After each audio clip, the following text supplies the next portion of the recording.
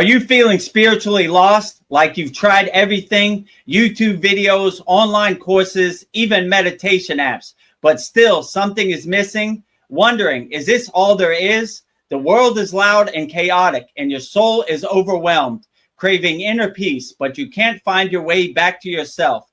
This is exactly why I created the Kriya Yoga Masterclass and my proven soul coaching system to help people just like you. This isn't a video you watch and forget. It's a daily spiritual lifeline that brings you back to your soul. So if you're done feeling lost and you're ready to start transforming, then come join us. This is more than a course. This is your lifeline. Go to kriyayogashop.com.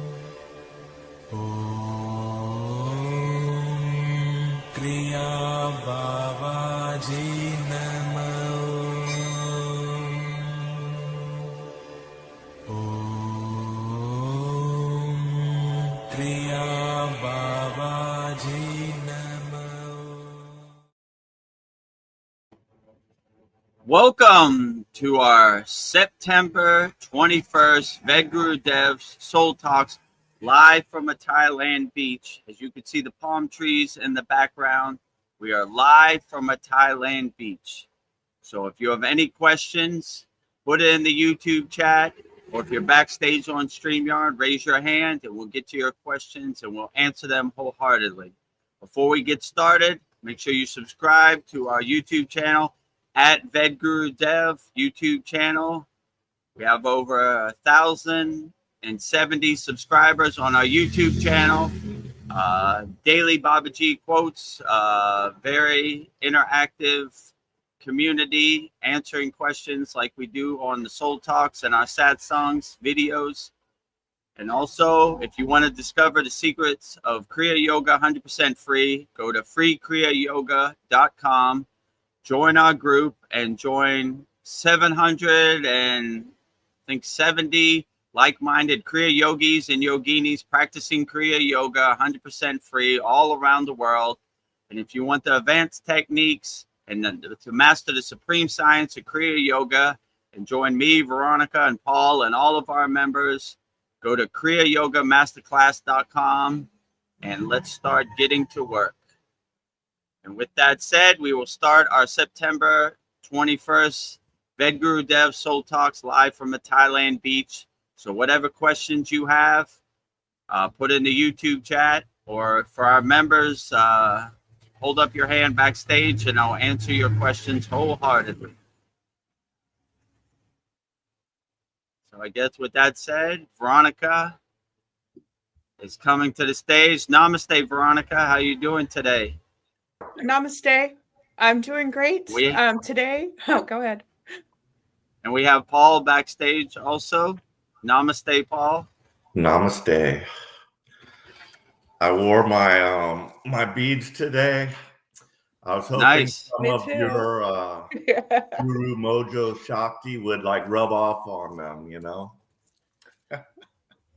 Okay, I'll transmute you some Shakti energy to your Raksha beads, to your mala. Thank you. Yeah, so I've got you know, some interesting stories about a guy that, you know, came into my shop. Would you like me to relate that to you right now? Okay, yeah. Hold on a second. Veronica, you have anything you want to say before we get into Paul's story? I I just want to say that I'm honored to be here and thrilled to be here for another Sat song. If anybody's interested, today I'm wearing a pink lily flower. So nice, very beautiful. Yes. I don't know. I'm manifesting a lotus flower when I can come to Thailand in person. We'll do a live stream in person. But until then, making do with whatever flowers I can find in California. So yes. So Sounds happy to great. be here. So yes. Continue, Paul. Thank you. And also, first, I would like to say that our Yagna Fire was great, and I thank everybody for their well wishes, and thank you, Veronica, for even adding me to yours. So, like, I got double whammy there. Yes. Thank you. You're my brother. So, for all those people that don't know, every full moon and new moon, we have a holy Yagna Fire where our Kriya Yoga School Masterclass members send in their request, and we burn it up in the fire. It no longer serves you. You wave bye to it. So, yes. Paul is about to go into surgery next week, so we cleared the path for him to have the successful surgery. And we did it over and over. So, yes. Via Dan Van Tree, via the fire, via all our members' requests. So rising tides lift all boats. Collectively, we clear the path for all of our members. Well, I just have a quick comment from Sandy. She says, Namaste all. I love that lily flower. It reminded me of a lotus. Yeah, that's why I got it. I was like, it kind of looks like a lotus. So yeah, we're on the same page, Sandy. Namaste, Sandy. Yeah, I like Veronica's flower too. Very beautiful. Yes. I'll second or third that. Yeah, beauty's important. Okay, yeah, Paul, proceed. Okay. Yes. So it started off by I got like on Facebook Marketplace, you know, I list a bunch of my merchandise, and so the guy asked if I did have any computers available, and also was I hiring, and I'm like, yes to both questions. And then he made a comment like, oh yeah, I'm gonna be by there, you know, for sure, and you know, whatever. So I went to his profile. Well, you know, my boss, as you know, I sold my business, so yeah, I've got a new boss, and we're gonna be hiring people. And like, I had it also in my mind, like, what kind of person I would like to work with. Like, I had this like dream of like, yeah, I don't just want some dude that's like I'll be over there watching all my conspiracy videos, and he's like looking at me like all crazy. But I wanted somebody I could like totally relate to, but that also knew his job, that I don't have to babysit him and stuff like that. So I went, I said, let me just look at this guy's profile. So I like clicked into his profile just to get a little view, and my eyesight's not that good, but I just saw this, you know, guy with long hair, and I couldn't make out. I thought it was a white dude, you know, long hair, and he had like some spiritual stuff listed, you know, on some of his posts. So I was like, yeah, this guy's awake. So like, I kind of just like knew he was going to show up, and I was feeling excited about it, you know. I was like, this is going to be fun because I'm going to go down every rabbit hole with them, you know. So the dude shows up, and turns out he's like he's from Haiti, and the hair was like dreadlocks, you know. So it was like a complete like I was thrown aback. I was totally expecting somebody else, and like also I didn't like advertise anything about a job opening, so it was kind of weird that he asked, and I kind of thought he was someone who left me a resume, and I just sent him a thing we might be looking for. But that was the only other person I, you know, said anything about. So I kind of thought it was him, but yeah, he shows up, and so I start talking to him, and yeah, he's very knowledgeable and everything. But then, so I started going down all the rabbit holes with him, and so he told me he was from Haiti, and he told me some of his stories about voodoo, because that is where the voodoo religion is from. So, you know, I don't really have any questions, but this is a talking point about various religions because voodoo has a very bad rap, just like God. Like when you say God, it could have a lot of baggage attached to it, judgmental God, a God you should fear. But voodoo, it's in every movie. Oh yeah, the voodoo doll. Voodoo is like an evil religion. So, and I knew this was BS, and I didn't even like ask him about it. But later I went to AI and I searched up all about the voodoo religion, and they're monotheistic. They have one God also, and then they also have like their ancestors, and they also have like saints that they do. So it's almost like every religion. We got the one God, and then you got your saints and stuff like that. But of course, they have their own cultural things, and like that magic, the voodoo magic. So he related to me, and he says he has other stories, but I haven't gotten into them yet. But about they were sitting in coals, just like you. I asked you that question. Did you ever walk across coals, or had you heard of that? So yeah, he said they were sitting, like just actually sitting in the coals, and their clothes actually was catching fire, and they were unaffected, and they would take the hot coal, and put it in their mouth, So he told me that story and a little bit about his mom and some interesting things. But so yeah, that was pretty much it. So and I just feel, he'll be the next one. I already sent my boss a good review of him. I said, it's up to you two to negotiate salary. I didn't talk anything like that. I'm not going to tell him how much I'm making. That's his business and between them two. So yeah, if they can make an agreement, I think he'll be great, and I'll get along well, and it will be a lot of fun for me. It'll be twice the fun. Well, Paul, Sandy says that you are a great storyteller, Paul. By the way, you are, Paul. Thank you.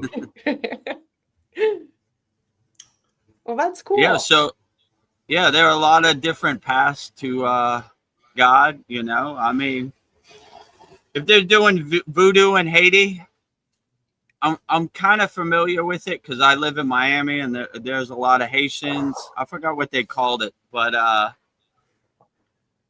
if they're not hurting anybody and they're helping people, why not? The only limit I have is when you hurt people. That's when you're going a little too far, or you're trying to invoke negative energies to bring bad things to other people. But if that's the incarnation or the form of God that you resonate with, why not? As long as you're not hurting anybody, it's perfectly fine. The only line I think is when you cross the line of hurting people or harming people or attaching to negative energies, then I wouldn't do that. But whatever you call it, whatever your path is, as long as you help people and uplift people, why not? I mean, a lot of people say a lot of things, like you say, voodoo has a negative connotation, like they're hurting people, they're doing black magic or whatever. But I don't know. A lot of people say a lot of things. There's a lot of misinformation. So exactly. I don't have enough knowledge about it to make any judgment or decision on it at all. I would just say, if you're coming from a place of love, not hate, you can never go wrong. Voodoo, whatever it is, like you asked me before about Satanism. I was like, I don't know. I never had an audience, So, long as you're not hurting anybody. I mean, they say a lot of things like, I would just experience it for yourself. Then you would know, did this make me feel good or did this make me feel uncomfortable? And just use your own discrimination and discernment. So, yeah. Exactly. So I would say that like in every religion, there's going to be both, like there's going to be good people, bad people. And like, there's those that do the black magic. And then there's the other ones that are, good. And like on my way to work, actually, there's two, they call them botanicas, where they sell all the stuff for magic and stuff. And I could clearly tell one was like demonic. It like had like a skull on it and stuff. And the other one kind of looked like a white one. You know, it was like, you know, it might have said something about Jesus, but they were both two different ones. You know, a lot of the Mexicans go there and do all that stuff. But yeah, you know, so yeah, so you know, if you're interested, just do an AI search on voodoo, and you will. You know, it goes into depth all about everything about it. You know, it's amazing, the AI. So, you know, it's a great tool. And I did that also with the American Indian, you know, religion. I was curious about that because that other guy that came in that told the Archangel Michael story, his wife was, you know, American Indian, and he didn't even know he had it in him, but he was in the dentist, and the dentist said, "Oh, you must be like American Indian or something," because in his teeth he had these like little divots in the molars, and he said that's, you know, that's a genetic marker of like a Native American thing. And I was like, and he was like, "Oh, wow." But I was curious, and I always felt kind of resonated towards that, you know, the Native American and you know, earth and the sun and great spirit and just that type of energy. But yeah, it's a great tool. So you search up any religion you're curious about and get a good breakdown on it. Well, and it's a good testament that when you're on the spiritual path, you could walk coals, you could put coals in your mouth, you could overcome the elements. However, right, you know, whatever your spiritual tradition is, it's readily available for everybody. When you tap into your true inner potential, you'd be surprised of what you could overcome. I've definitely seen yogis and yoginis in real time overcome the elements, you know, not be affected by the frozen tundra, the Himalayan mountains, the brutal wind, you know, the freezing cold weather. You know, they just walk up there barefoot with a little dhoti, you know, covering their private parts, and come back. They're good. I've seen one yogini walk up 24 hours and come down. It took us like 3 days, right? Walk up, walk back, you know, like, you know, and these rocks are like razors, you know, on your feet. So unaffected by it, you know. So yeah, if you really tap into your true inner potential, then you could walk over coals, you could put it in your mouth, you could sit in the freezing cold tundra of the Himalayan mountains, and if you have these tools in your toolbox, then you could heat up your body, you know, you won't be frozen. So yeah, I would definitely say you'd be surprised at what you could do if you tap into your true inner potential inside you as you. Well, Sandy had a comment about the voodoo. She says that I really don't know anything about voodoo outside of Haiti itself. It seems to be most prevalent in the southern U.S. states, mainly right. I've heard that hoodoo is a more positive version. ? So. Oh, interesting. Yeah, I guess in like Southern America, like New Orleans and this type of stuff, they do. I mean, I've heard. I've never seen it, you know. I mean, my only basis is like movies or whatever. Me too. I've seen some movies where they're doing some kind of black magic in New Orleans, or they have some kind of ceremony or whatever, you know. So yeah, maybe. But I would always say anything you do come from a place of love, not from hate, you know. And I don't see how you could go wrong, whatever you call your spiritual practice, you know, if you come from a place of love, not hate. So if you're trying to harm people or hurt people for some kind of outcome, that's your bad karma, you know, not other people's bad karma. So I would just love people unconditionally, and whatever you call your spiritual tradition, voodoo, hoodoo, woodoo, whatever, it's perfectly fine, long as it's coming from a place of love, not from hate. So yeah, a lot of people say a lot of things. I'd rather experience it for myself. Like I can't make a judgment, or how could I say how it made me feel, because I've never had an audience, so I wouldn't know. But I would just say, to make a long story short, always come from a place of love, not from hate. You can never go wrong, whatever you call your spiritual practice. So well, Sandy says, thanks, Paul. We'll definitely go down that rabbit hole. My partner often is the one to tell me about the conspiracies, but I do get downloads from time to time, so-called conspiracy, aka truths. And then she says, I meant practiced in the South, not prevalent. Oh, no problem.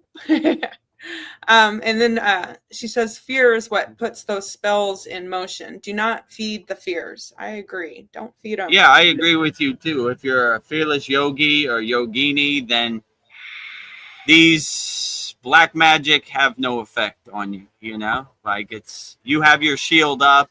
You're practicing unconditional love, and you laugh at it like the joke it is. The yogis have a perspective. Death is a joke to me. I am the death of death. So when you laugh at death, you laugh at all their fear-based propaganda. Like, this is kindergarten, you know. I laugh at death, you know. Like I kick the devil in his ass whenever I see him. So this is light work over here, you know. So yeah, if you have your shield up and you're coming from, like I said, a place of love, not hate, then these things have no effect on you. So no matter how many people send demons to me or try to put a curse on me, I have my shield up. It has no effect. So I laugh at it like the joke it is. I was like, that's the best you got? Kindergarten, light work over here, you know? And sorry. Yeah. You said laughing. Yeah, I laugh at the I don't know, the negative energies, the lower frequencies. So yeah, so when you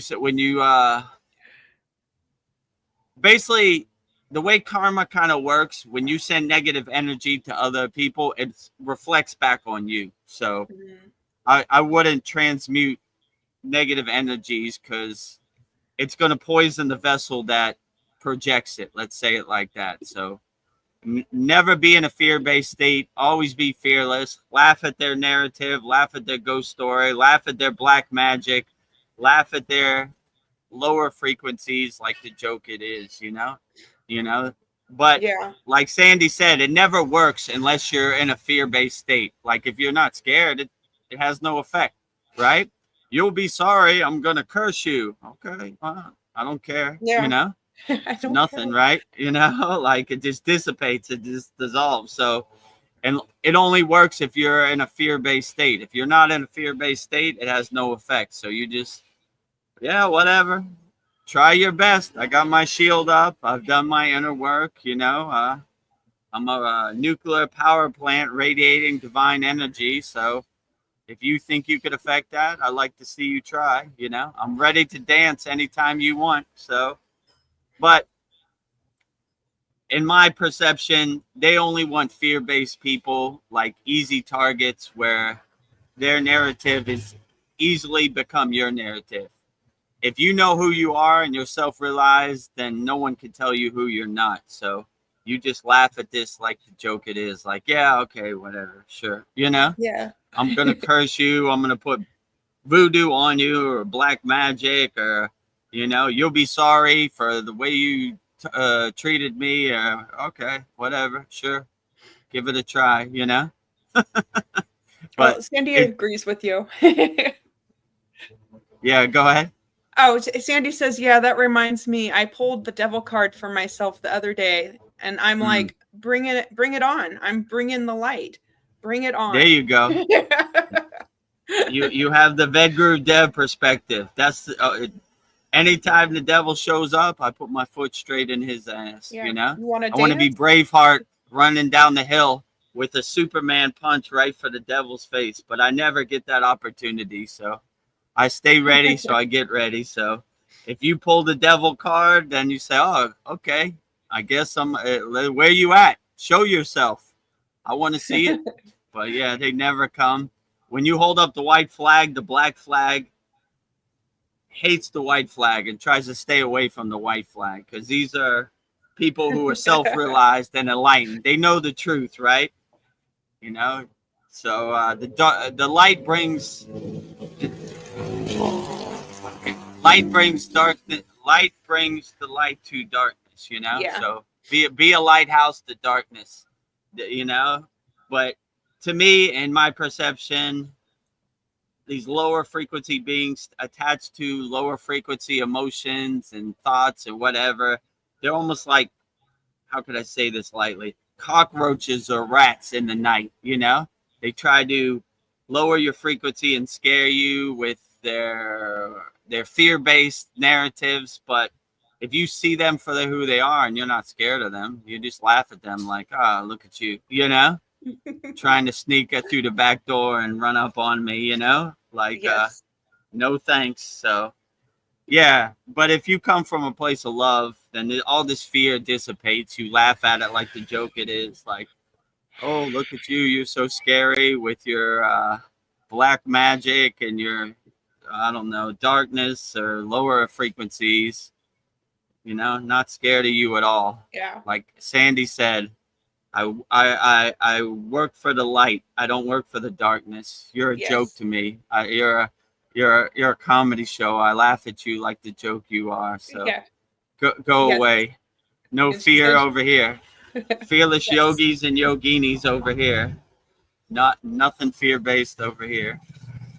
Yes, and she's kicking the devil's ass. So. Yeah, kick the devil's ass any chance you get. I never get an audience, so, you know, but I stay ready so I don't have to get ready. So if that day comes, my foot is shined up and ready to go straight, you know.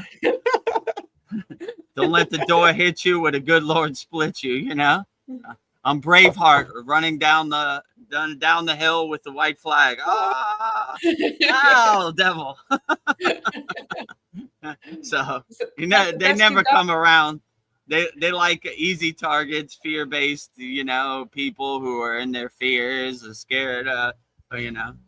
Oh, you're so scary with your so-called fangs, your so-called pitchfork and pointy tail. Joker to me, you know. Get lost. Go away. Yeah, so I'm going to ask Stephen about the hoodoo voodoo thing. Yeah. Yeah, he actually came back we talked for like 3 hours the first day, and then he came the next day and he brought a computer with him that he was working on that he was having a problem with. So I got to see him in action a little bit. I was like, oh, this is good. I can see him in action and see like how, you know, if he really knows his stuff. But we determined it looked like a bad power supply, but we tried he had gotten one and it still didn't work. And he was like, you know, I tested his and there was some kind of problem. Then we put one of mine in there and it still wouldn't turn on. So we just had to transfer the data to a new computer. So that's what we ended up doing. But anyway, I'm also, I just put a link on the free SKOOL to a book that I'm reading called Bleed Through. So highly recommend this book. It's like an amazing story and it reads like science fiction, but it's like all the stuff that I really know is going on in the world. But he's an experiencer and he had like lots of different kinds of experiences. And so he tells his story and like when he started off telling it, it kind of sounded like my story. I mean, without the experiences, but like just he described his life and how people perceived him, but like yet there was something missing, you know, like he had gotten everything. He's got the American dream and everything going, but yet he's like kind of empty. And so that's when you like you're starting like, there's got to be something I'm missing here, you know. I'm still not happy, you know. So searching for spirituality, but yeah, he goes through this whole like journey, and so he had experiences also with like negative astral entities, and he told about, you know, how they can attach to you and different things about what they do sometimes to manipulate you in a relationship. Like, you know, they'll set you up with like a negative type of person so that they can feed off the loose of that, you know, and it'll like a lot of stuff. He goes pretty deep. So he said, and I do this too, like, so this made me relate also. Like I you know, believe in the tarot, astrology, Reiki, psychics. I do that. And I've had Reikis, you know, I've had several, you know, many Reiki sessions. And I remember one time it's normally just like she's working with your body. Oh no, well this is like a massage, but she's combination Reiki, so she wasn't like full on, but she's a Reiki master too.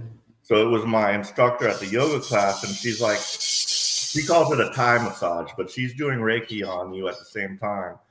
And on the Thai massage, she's kind of like, it's almost like together you're both doing yoga moves, and she'll like use her feet to like push on you a certain way. But this one time, she's like, she felt like something in my stomach. I think she was using her Reikis, and it was really super weird. And sometimes she like has a drum, she'll like beat it, and you'll hear, you know, these vibrations just like going into you. She'll like walk around you with a drum. And but she got something out of my stomach. She put her hand like this, and she said, "Don't worry, this is not going to hurt or something." And she like pressed down, and like as if she was like getting some type of negative attachment out of my, you know, my system. And I kind of asked her about it. She was kind of vague on it, but I was like, "What was that all about?" You know? But yeah, I don't know. She just was guided to do that, so.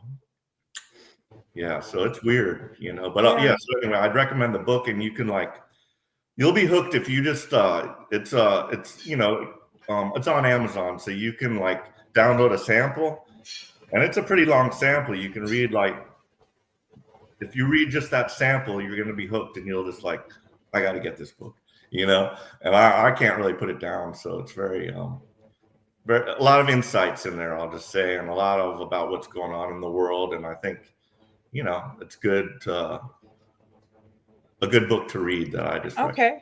Yeah. What was the name of it again? It's called Bleed Through. Bleed Through. Okay. And you know, that's kind of like different frequencies and stuff, and like the bleed through that like we might be getting, like causing like the Mandela effect and different, you know, weird things that are going through that, you know, that happen here on Earth. So I think that's what the name is about, Bleed Through. It's like he's like a different consciousness level is, you know, bleeding through ours and affecting people, you know, such as us, to raise our consciousness, raise our vibration so that we can live in that energy, you know? So yeah, it's a great book. Okay. And it is on the free site.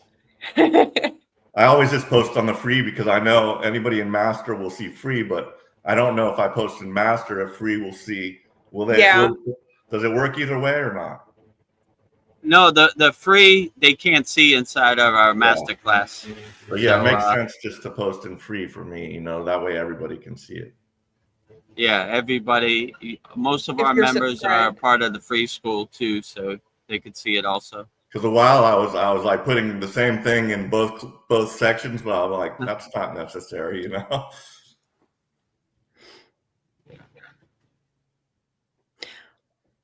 Well, if you don't have anything to say, Paul, I guess I will go next. I don't know. I've been thinking the powers that be, our overlords that run this world. I think they know who the chosen ones are. I think they know exactly who they are.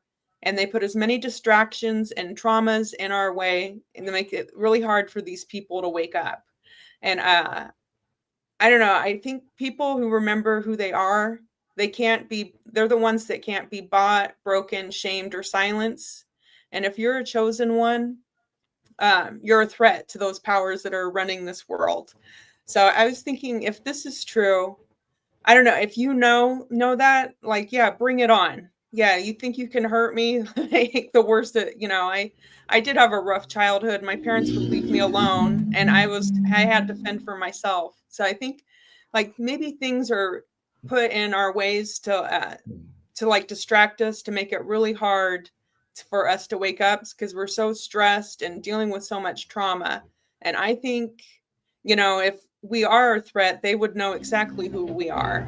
So I was just thinking like, I don't know, the world just, you know, but everything has happened to me. I think it's transformed me and made me stronger and maybe even purified me. So yeah, thank you for making my life hard. I just want to say thank you, overlords. So that's in the book. Literally that what you just said, it's all in the book. So you gotta read that book specifically.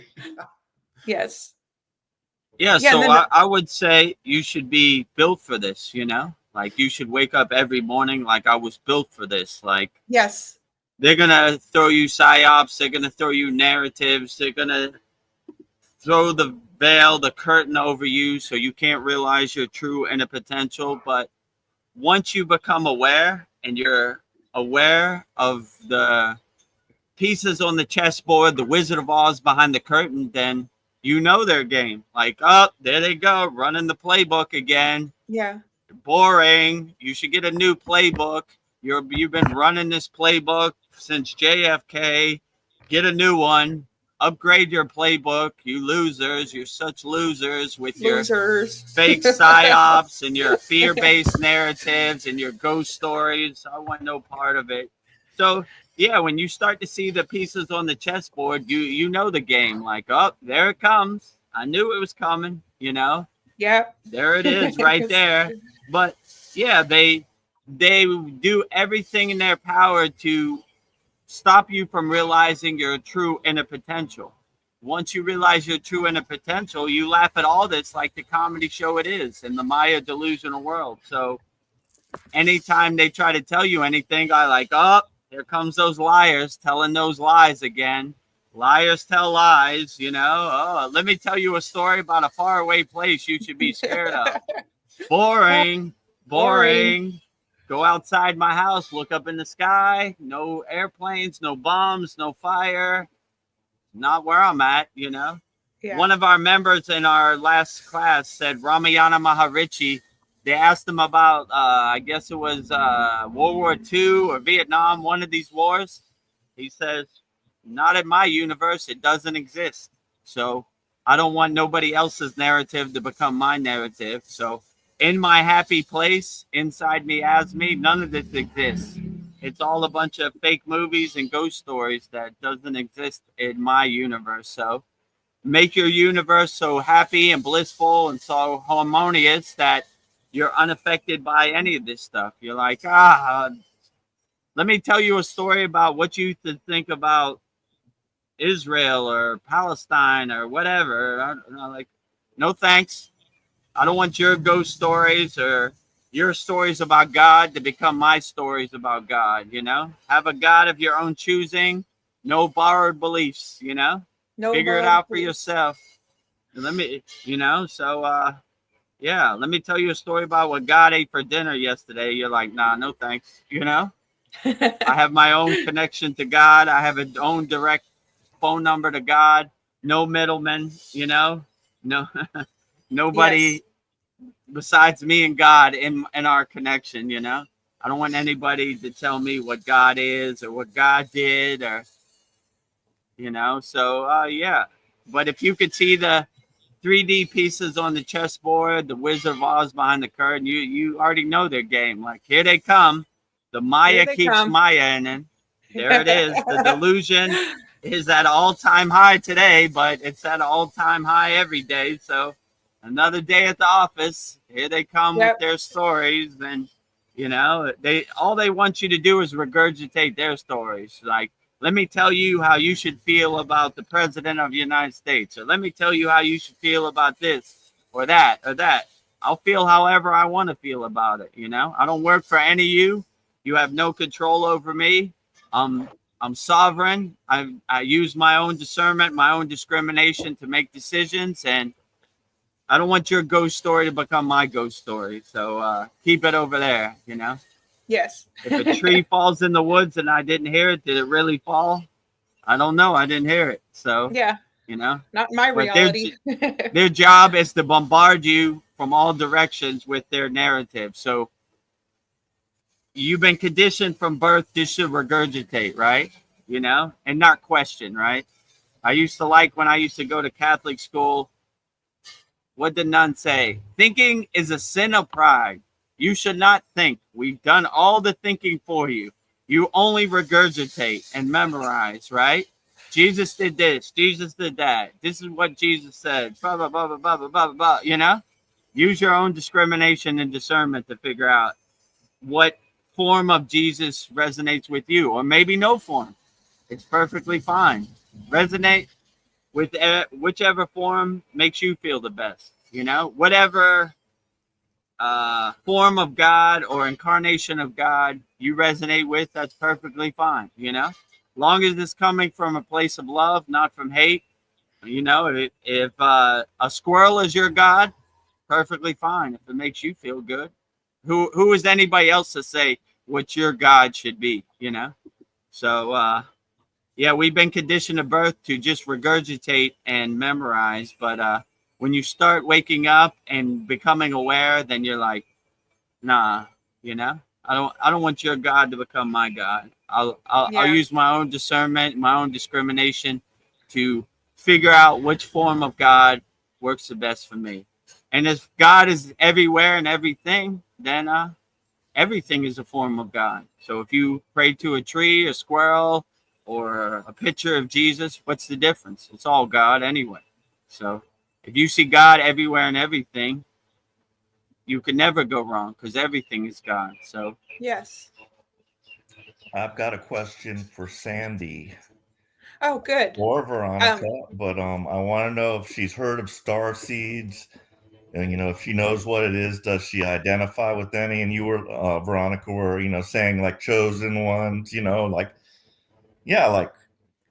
I think we're all here on some kind of mission, and like we're connected with the galaxy and different races that might be out there. Who knows what really is, but there's a theory that there's star seeds or chosen ones, whatever you want to call it. But I just want to know if Sandy's heard of it or if she identifies with any particular star race. Some of us are into that stuff, and we like, oh, I think I'm like Pleiadian.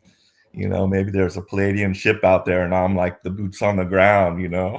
Maybe Pleiadian soul incarnated in this body, basically, but still under the veil. I don't know that, but who knows, the veil, that's the big problem. Like we've had all these lives, we can't remember it, don't know where we're from or anything about that. So, yeah. So while she's thinking, you could chime in if you want, Veronica. Well, I've been thinking, I don't know if I'm a star seed, but I think there's some clues, like you feel like you don't fit in. Like you feel like your family doesn't understand you. You question everything. Mm-hmm. I don't know. You've always known that there's more to this world. There's something more. I mean, maybe like you walk into a room and the energy just shifts, and like people either love you or hate you. You make some people uncomfortable. I don't know. I feel like I feel like I've always been protected. Like as much trauma, I had a hard childhood, but I was always protected. Like something would come in. Usually it was animals that would protect me, but I feel like there is something like a divine force that is protecting me. I'm not saying that I'm special, but I feel like, maybe that's a clue that I'm more than what I think I am. So I think I don't know, you're not just here to survive. I feel like some people are here to wake people up. Like your soul won't let you forget. I feel like you're waking up, like the chosen ones. I think they're here to wake people up, lead, heal, build, and teach or guide people. I feel like maybe those are the soul, the soul seeds, or maybe we all are. We just have to wake up. So I don't know. That's my thoughts on it. Sandy, I had a similar experience in my childhood. Almost all, to the letter. I had a traumatic kind of childhood and didn't ever fit in. So yeah, you're probably a soul, a star seed. Sandy has some thoughts, so I'll let her chime in. She says, yeah, I've heard of them. I feel we are from somewhere else, not of this planet, as we are part of all that is conscious, having a human experience. Exactly. And then her comment above that was that she was feeling the heart chakra expansion happening all around us, by the way. And I can feel it. And then she mentions the lily power. So flower power. Yeah. Thank you, Sandy. Yeah, there's nothing more powerful than a heart chakra. It's called the Anahata chakra, which is once it expands in all directions, then watch out, Yeah, like watch out. I like to think of the heart chakra like Iron Man, like that super green, go light, right? So the color associated with the heart chakra is green. So green means go. Go and love as many people unconditionally as possible out there in the universe. So let it expand in all directions. This when you're opening your heart chakra, just don't go to the bank, because you'll give those greenbacks to everybody everywhere, right? You need some money. You need some money. Unconditional love. Have a great day, my friends. You know. I've got some spicy stuff from Sandy. She says, I've gotten various downloads on last lives. Also have seen visions of being in various other planets and galaxies, past lives. Yeah. Nice. I knew that, you know, I don't know. I feel like I am from somewhere else. We're all from Mars, actually. Yeah, maybe. Yeah. If you're drawn to this channel. We're all Martians, you know. They came here when their planet died, and that became us. Yeah, we're all aliens. They're definitely walking among us. Yes. Yeah, that's interesting. But as Vedagurudev would say, if they have positive energy, they're welcome in our ashram, right? Yeah, you have tea. Absolutely. My door is always welcome. My welcome mat is always available for anybody who has divine energy to come in and have tea. So also in this book, he had a meeting with inner Earth being, okay, and he goes also into inner Earth and talked about Shambhala and stuff like that. So the book is just, you know, it's fascinating. I mean, I heard of all this stuff before, but just having him put it together, like, oh, he's figured it out exactly the same way I did. I could actually tell that story minus all the weird stuff that happened to him. I really didn't. If anything weird happened, I blocked out the memory of it, you know. But what did he say about Shambhala? Well, he had an account. Well, what happened was after some of these experiences happened to him, because he had, like, you know, he had demons and shit attacking him too, and like stuff happened to him during his dreams, and he said he would get paralyzed, sleep paralysis. He would like wake up, and then there would like be a being sitting on his chest, and like he cannot move. He can just move his eyes around, and like he was being attacked. But anyway, after like some of these experiences, he learned how to fend that off, and how to, you know, just as they like the Caversham shield, he says about how you put a shield of white light around you, and then just know that, you know, these beings like don't really have any power. Once he learned that, like he was able to fend that off. But so he was like interested in inner Earth. He started reading some stuff, and like he had like a spiritual awakening.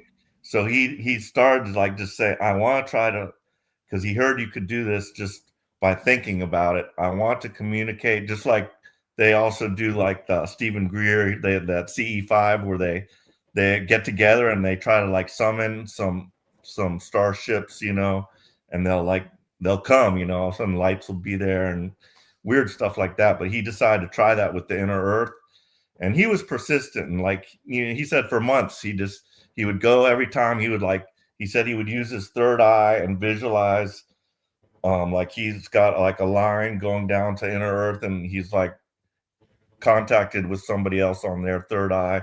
And anyway, he would just do that, and like just he would be meditating and stuff. And then one day he said he got a text message on his phone, and it said like, are you ready to meet us? And he was like, yeah. And so they said, go step outside your door. And he like went out into the backyard, and he said his dog was like, normally his dog just gets right up whenever he gets up and runs out, but the dog was like in a stupor or something. And then he looked out around, and there was nothing there. But then all of a sudden he saw like this light materializing inside of his room, and a being from inner Earth and it was a female, and it was dressed in a beautiful like white gown with a blue something under it, and wearing like a crystal. And she said, he freaked out, of course, but it took him a while to gain his composure. But she like telepathically communicated with them, and she said to him, "Honey, you're not ready." But then he got a download, and then she just like faded out some same kind of way she came in, I guess. But then in the book he goes on to mention about inner earth, just what he's heard about various things about Shambhala is like, like you said, in another dimension, but there's also like caverns in the earth where they might be within the third or fourth dimension, where where the deep underground military bases and the ant people, and they're all connected underground. But he says there's different, they call that inner earth Agartha, the Agartha network or something like that. But and oh man, there's just too much to mention, because the Nazis found that, and a U-boat went in there, and there's like a letter from the U-boat commander. He got a letter out somehow before. Well, I don't know how he got the letter out, but they read the letter and they said our U-boat, and this U-boat went missing, and the U-boat commander said they went in, but we're all right. We're not being forced, but we're not coming back. And they never came back. That ship never was found. But just so many stories about inner earth and stuff. It's kind of mind blowing. Yeah, it's interesting. You said Shambhala was inner earth? Shambhala, he said, similar to you. It's a dimensional, like it's a higher dimensional. He went. I'm just in that part right now, so I don't remember the whole thing. But mainly there's different inner earths. Some are on one dimension, and others are in an accessible dimension that we could actually go down and be in there. Well, I have a couple comments from Sandy and Zane. So Sandy says, so because I think everyone is having a physical human experience is technically a starseed. By my personal definition, I think of myself more as a light worker, and I am grateful to have been in a low-grade depression literally for decades, because after having experienced the light for a short time, I now know it was possible. Yeah. Yeah, true. Once you attain a state of self-realization, enlightenment, samadhi, whatever you want to call it, you always want to go back to that. So, and the pull of the Maya delusional world doesn't have its pull anymore, right? So it almost was like junk to you. So you realize that these inner states are inside you as you, and it can't be attained externally. So when you cultivate your inner light, then you always want to go back there. And all these so-called things they say will make you happy, you realize that happiness is internal, not external. So when you become a light worker, you never want to go back to the darkness or the depression. You always want to stay and exist in the grace of God, sunbathing in the grace of God, as I like to say. So yeah, it does. The Maya delusional world, the depression, the lower frequencies, the lower instincts don't have the pull that they used to. It's almost like trash to you. It's like, oh my, I don't even know why I was there. But sometimes you have to go through that to not take for granted of what you have now in the present moment. So yeah, when you come out of that pit of despair, you're like, man, I never want to go back there. It's almost like going to jail. Like when you get released from jail, you're like, whoo, I'm going to fight for the light forever. I'm never going back to the darkness. Man, that was a rough ride, I'm surprised I survived that, Many people don't make it out. So you cultivate and enhance the finer things in life. Like I wake up with a big smile on my face and enjoy the sun for what it is, and sing songs to the sun and give praise to the sun, because it's a beautiful thing. So you stop taking for granted, and the beautiful creation that the source has made just becomes more vivid and more dynamic. And like the things you used to make you happy don't make you happy no more, right? So yeah, I'm glad Sandy was able to come out of that pit of despair and become a light worker and hold up the white flag. That's very honorable. I try to do that too as much as possible. Always come from a place of love, not from hate. Radiate unconditional love. You can never go wrong. So yeah, but this world, if you attach to the lower frequency, it's a rough ride. It's a roller coaster, up and down, left and right, jerking you, pulling you from side to side. So don't let it pull you on all directions. Focus your awareness, your consciousness into one Bindu point and do your inner work, and you'll come out of that pit of despair, no matter who you are. If I could do it, anybody could do it, as I like to say. Yeah.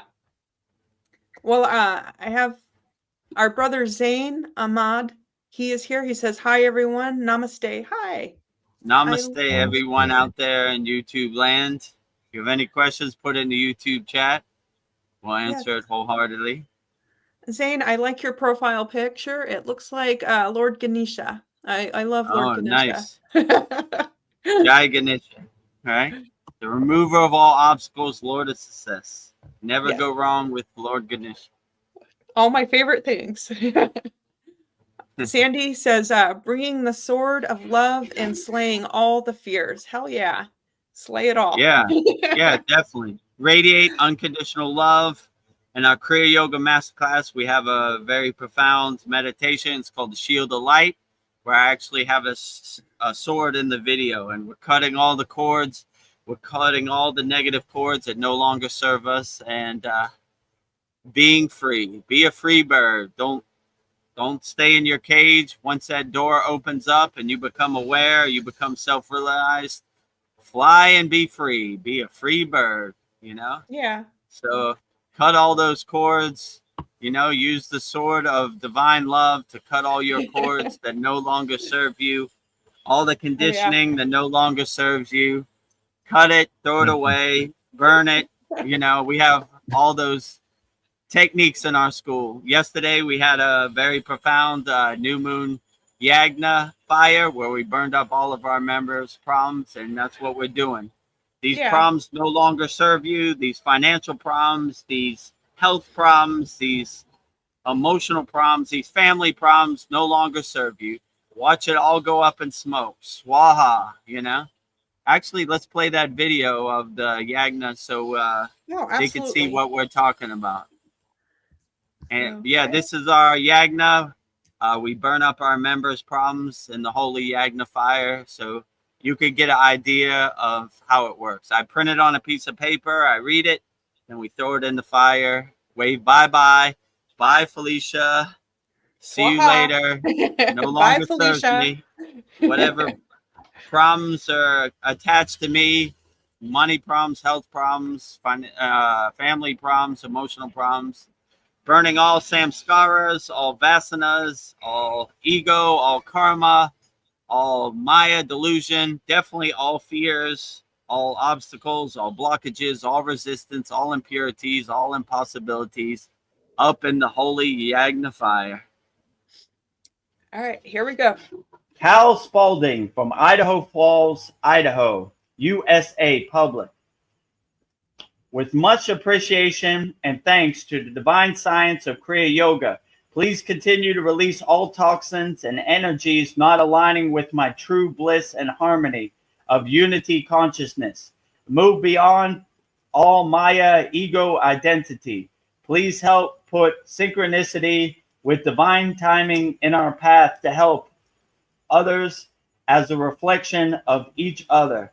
Please help the Kriya Yoga School and Vedagurudev and all the Kriya Yoga family to feel the divine inner true bliss and blessings, helping us daily in our lives from the divine science of Kriya Yoga to overcome all Maya delusion and that true inner harmony and bliss. We are truly the eternal presence beyond all words and mind separation consciousness.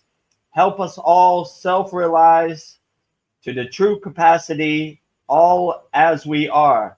this inseparable true union. We are overcoming the individualized to seeing the true entire wholeness as the entire ocean in a drop with no real isolated separate waves divided against the wholeness. It is truly pure bliss and silence. So be it, it is done. So be it, it is done. So be it, it is done. Om Kriya Babaji Namo Om Shanti Shanti Shanti Om Namaskar. Peace and blessings to the eternal truth and bliss that Kriya Yoga unfolds in our divine inner light. We truly can manifest within. Thank you for all the gifts of Kriya Yoga. Thank you for Babaji guiding the way and Vedagurudev for delivering the mail beyond the call of duty. May we all be blessed with that inner true lasting light, lit to shine and help us as one. Much gratitude to all as the divine in the divine, as that inseparable greater wholeness we truly are. Jai Babaji. Burning all Cal Spalding's problems in the holy Yagna fire. Jyoti, Jyoti, Jyoti Soyam, Jyoti, Jyoti, Jyoti Param. Swaha. So you see right there, Swaha. We burn it up. We have an audience of Babaji, Mataji, Goddess Lakshmi Devi, Lord Shiva, Lord Ganesha. And burning up all your problems. So that's a benefit of being a member of the Kriya Yoga Masterclass. So that's one of our members, Cal, when we burn up all his problems. So you can see how we do it. So whatever problems you have that you're attached to, we burn it up. It no longer serves you. Watch it go up in smoke. Swaha. Swaha. Goodbye. So in our Kriya Yoga school, we cut the cords. We burn all the problems. We do everything we can not to attach to any of these problems. Let it go. We have millions of techniques, for detachment, sooty, cleansing, purifying. So, that's a benefit of being a member of our Kriya Yoga school. So we burn up all of our members' problems in the holy fire twice a month, every new moon and full moon. Yesterday was the new moon. Next one will be the full moon. Swaha. Swaha. Well, Katathu Roti says, just a thought, any chance we can hear more stories from you, Vedagurudev? I think some people learn well through stories. Well, we're going to have to think of a topic for you. I've got a recommendation for one of my favorite stories is how he met his guru and like how that trip to the Himalayas came to be, because that was kind of very mystical. Yeah, that's your origin story. Yeah, your origin story. It's Spider-Man story. Which Spider-Man? How did I become Vedagurudev in, 20 minutes? So basically, to make a long story short, I went to what's called second level initiation in India, and my roommate was a yogi from Brazil, and his guru was my guru, and he basically was telling me stories about his guru, and I thought nothing of it. Then I went back to Thailand, and a couple months later, I was doing my meditation, and I got this darshan, this intuition that you need to come home. And I said, come home where? And he said, come home to the Himalayan mountains, to Santupal Lake, which is the abode of Babaji, the ashram of Babaji. That's where Babaji lives. That's where his ashram is. So, and I heard stories about it before. People saying I almost died going there. It's very harsh to climb the mountains, very steep. It's basically unattainable. So I was like, I hope I never have to go to that place. I'm a tropical Miami, Thailand type of guy, not a frozen tundra, cave sleeping, camping yogi. So when that happened, I was like, okay, Babaji, where is home? And he said the Himalayan mountains, Santupal Lake. And I heard the stories before, and I was like, oh, I hope not. But maybe this is a joke. So I was like, how would I get there? I have no clue how to get there. And how would I? He said, you know, the person you went to second level initiation and who was your roommate, contact him and he'll take you there. And I was like, I find that highly unlikely. That's never going to happen. And I was like, all right. So I sent him a message on WhatsApp app. I'm like, can I call you? I want to tell you something. And he's like, okay. So I called him. He's like, you're not going to believe this story, but I'm going to just tell you. You're probably going to think I'm crazy, but I'm going to just tell you. And so I called him and he was like, listen, Babaji told me to call you. And I know this sounds crazy, but you and your guru are going to take me to the Himalayan mountains, right? And he paused for a second. And then he was like, how you know? And I was like, how do I know what? And he was like, how do you know? And I was like, I don't know anything. I'm just telling you what happened. And he was like puzzled. He paused. He was like, let me call you back in an hour. I need to talk to my guru. And so he called me back in an hour and he's like, you're not going to believe this either. Me and my guru had a darshan that we were supposed to wait for somebody to go to Santupal Lake. And we now know that that person is you. So go to the store, buy some hiking boots, buy some hiking poles and everything. And, fly to India on this date, get a visa to India and everything. And I was like, I live in Thailand. Where am I going to find hiking poles and everything? I mean, in India, you could probably find it. But Thailand, there's no mountains, there's no snows, so he's like, go to a store called Decathlon. So I looked it up on the internet and I was like, oh, there is a Decathlon in Pattaya, this by the city I live, but they're only going to have beach stuff. Like, I don't know what they have, like beach clothes, surfboards, beach stuff. I went there and sure enough, they had all the hiking gear. I don't know why they have hiking gear in Thailand. So I bought everything. I went and met him in India. They picked me up from the train station and I went to before he was my guru, I went to his ashram. And as soon as I got there, he told me to stand there. And when I stood there, he said, just stand there, don't move. And he like scanned me, closed his eyes. And after 5 minutes, he said, okay, you're good. And I asked him, what were you doing? He said, I have to scan you to make sure you're a real lover of Babaji, a true devotee. Because if you're going up the Himalayan mountains for like tourism, it's not going to work. We're going to have problems. So we need pure-hearted, true devotees to Babaji to go up. And so we went up the Himalayan mountains. When we were up the Himalayan mountains, I got named Diksha. My guru's named Swami Vedananda Saraswati. That's why I'm named Vedagurudev. And when we were in the cave in the Himalayan mountains, I got named Diksha. And that's how I became Vedagurudev. So my guru is Swami Vedananda. So all of his disciples and devotees, their names start with Ved, basically co-signing that I'm the real deal. So that, to make a long story short, that's basically how it happened. So here I am today. How I got here, who knows? We're all Veds too, right?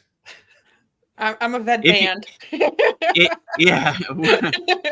We're all Ved bands, I guess, I mean, if you want to be a Ved, you can. If you don't resonate with the Ved, it's perfectly fine. I'm not as... You're our guru, so, it's a line. We have to be Veds.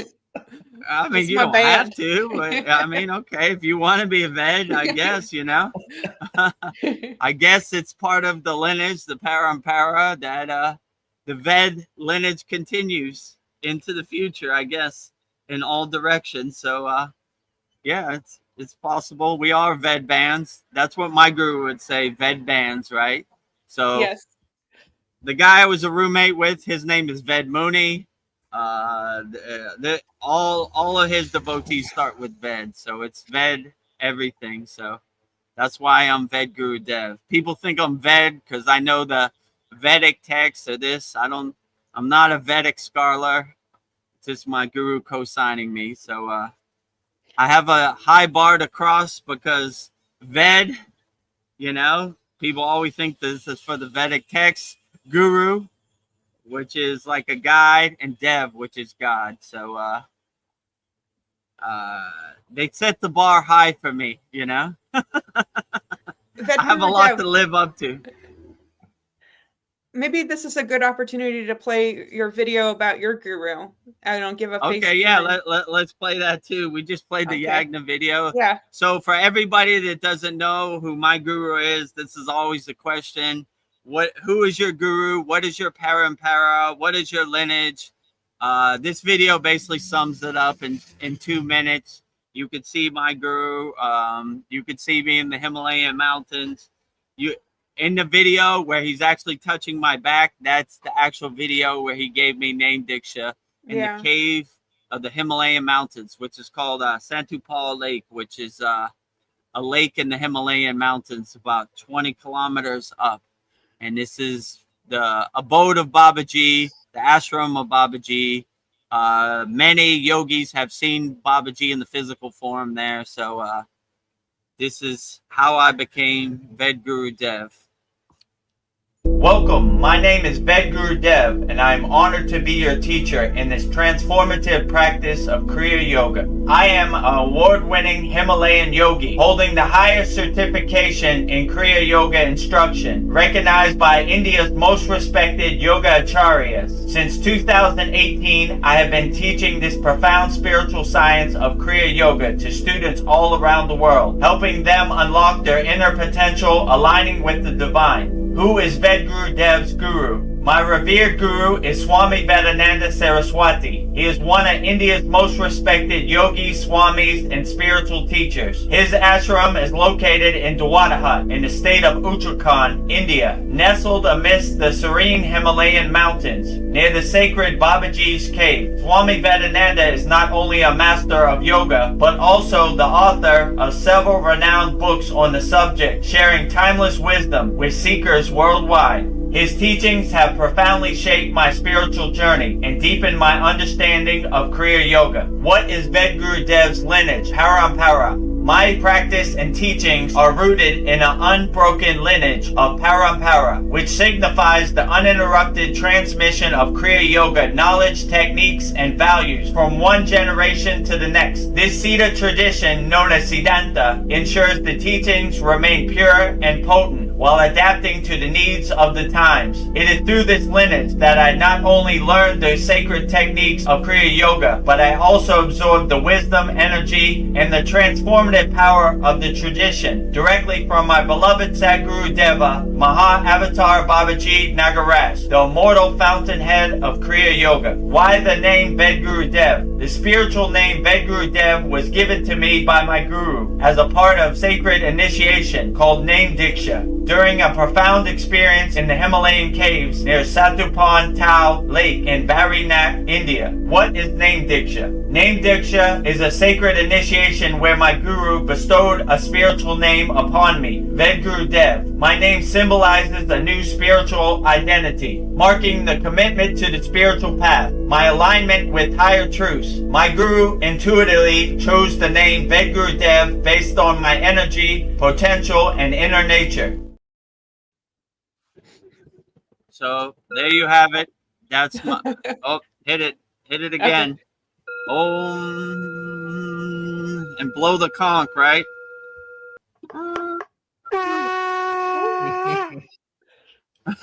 Okay. Sandy asked for sound effects. I was just giving Sandy what she wanted. Oh, okay. Yeah, so that is, to make a long story short, my lineage, my parampara, and that's basically how I got on the path of Kriya Yoga. So if I could do it, anybody could do it. So yeah, so that's my story in a 20-minute bundle. Thank you. Nice. Well, I hope that satisfied his desire for stories. We got more stories. Well, we've got lots of action in the background, so I'm just going to go through it real quick.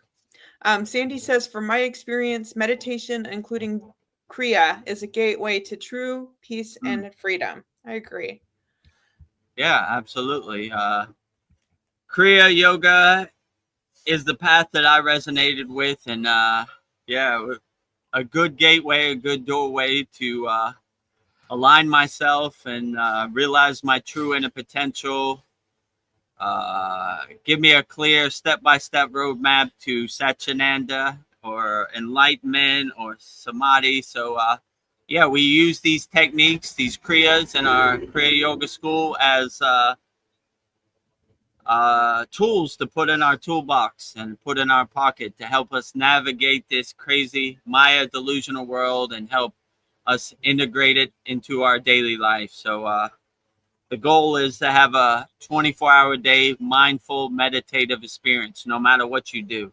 You clean the dishes, meditative and mindful. You take out the trash, meditative and mindful. You drive to work, meditative and mindful. So you kind of integrate your Kriya yoga practice, your meditative practice, your mindful practice into your daily life.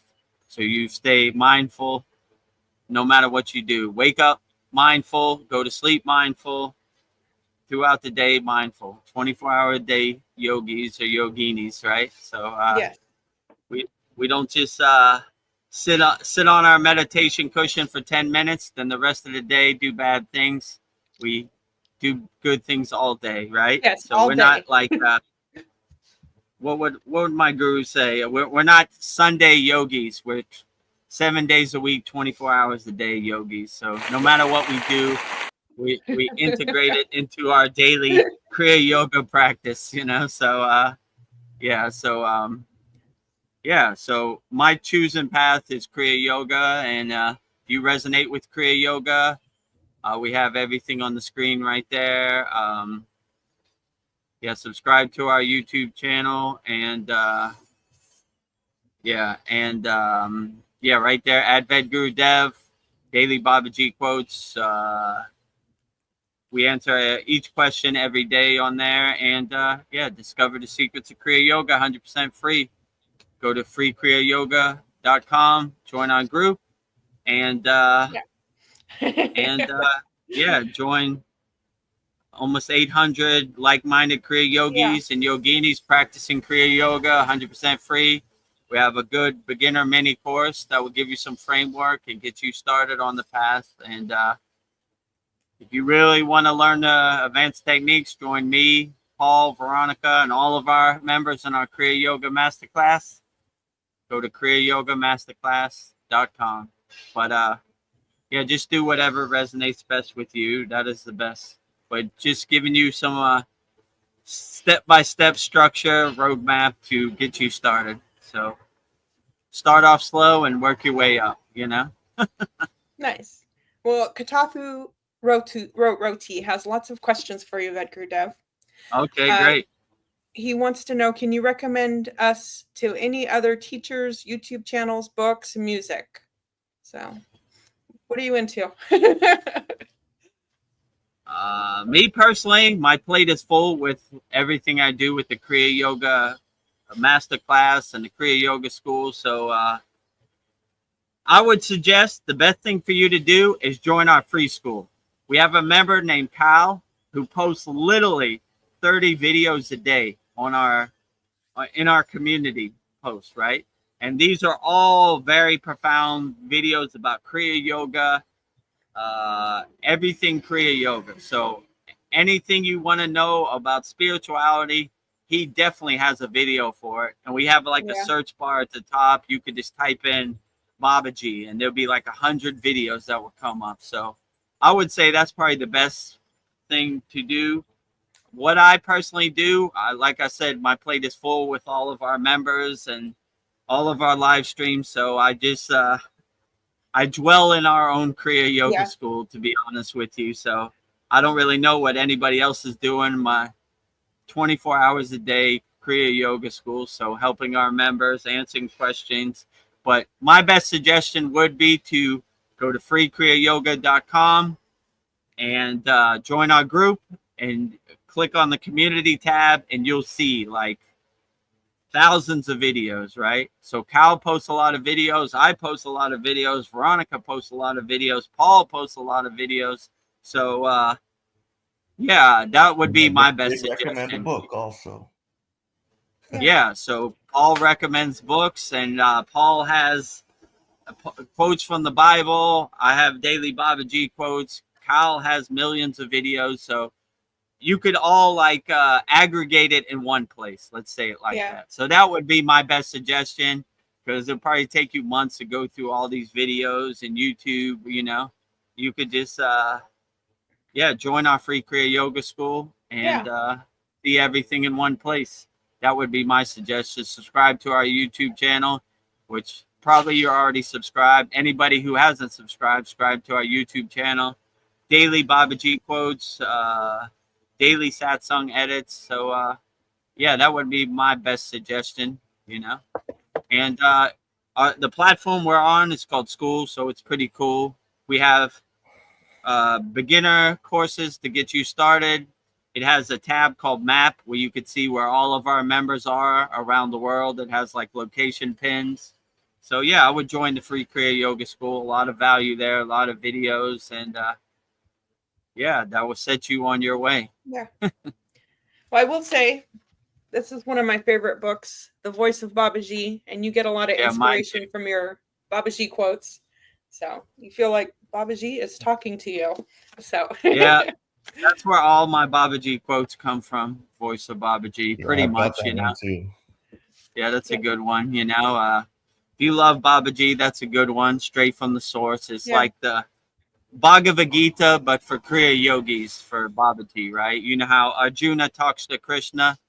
VT Nilakandan talks to Babaji every night. Yeah. So you get it straight from the source. Another good one is The Holy Science by Sri Yukteswar. Yeah. Absolutely. Autobiography of a Yogi. These are all very profound Kriya yoga books, you know, and yeah, you can never go wrong. Bhagavad Gita, the supreme science of yoga. So yeah, this would definitely get you on the right track and the right path. But yeah, so that would be my best recommendation. Yeah. Well, my favorite YouTube channel is, I'm biased, but it's the Vedagurudev Kriya Yoga channel. But I do like to watch Shri M. He's good too. Yeah, Shri M is great also, you know. Sadhguru, I watch here and there, you know. Yeah. But yeah, use your own discernment and own discrimination. See what resonates with you, you know. Whatever channel resonates with you, that is the best channel. Yes. So you will know. But well, I've got another juicy question for you. I don't know.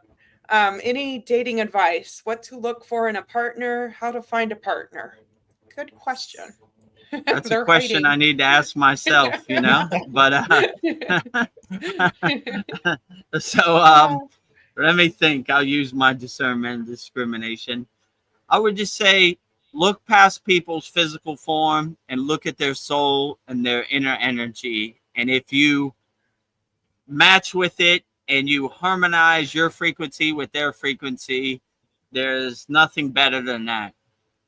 For our 1 year anniversary, Veronica painted a very profound painting. It was divine union of Shiva and Shakti together, right?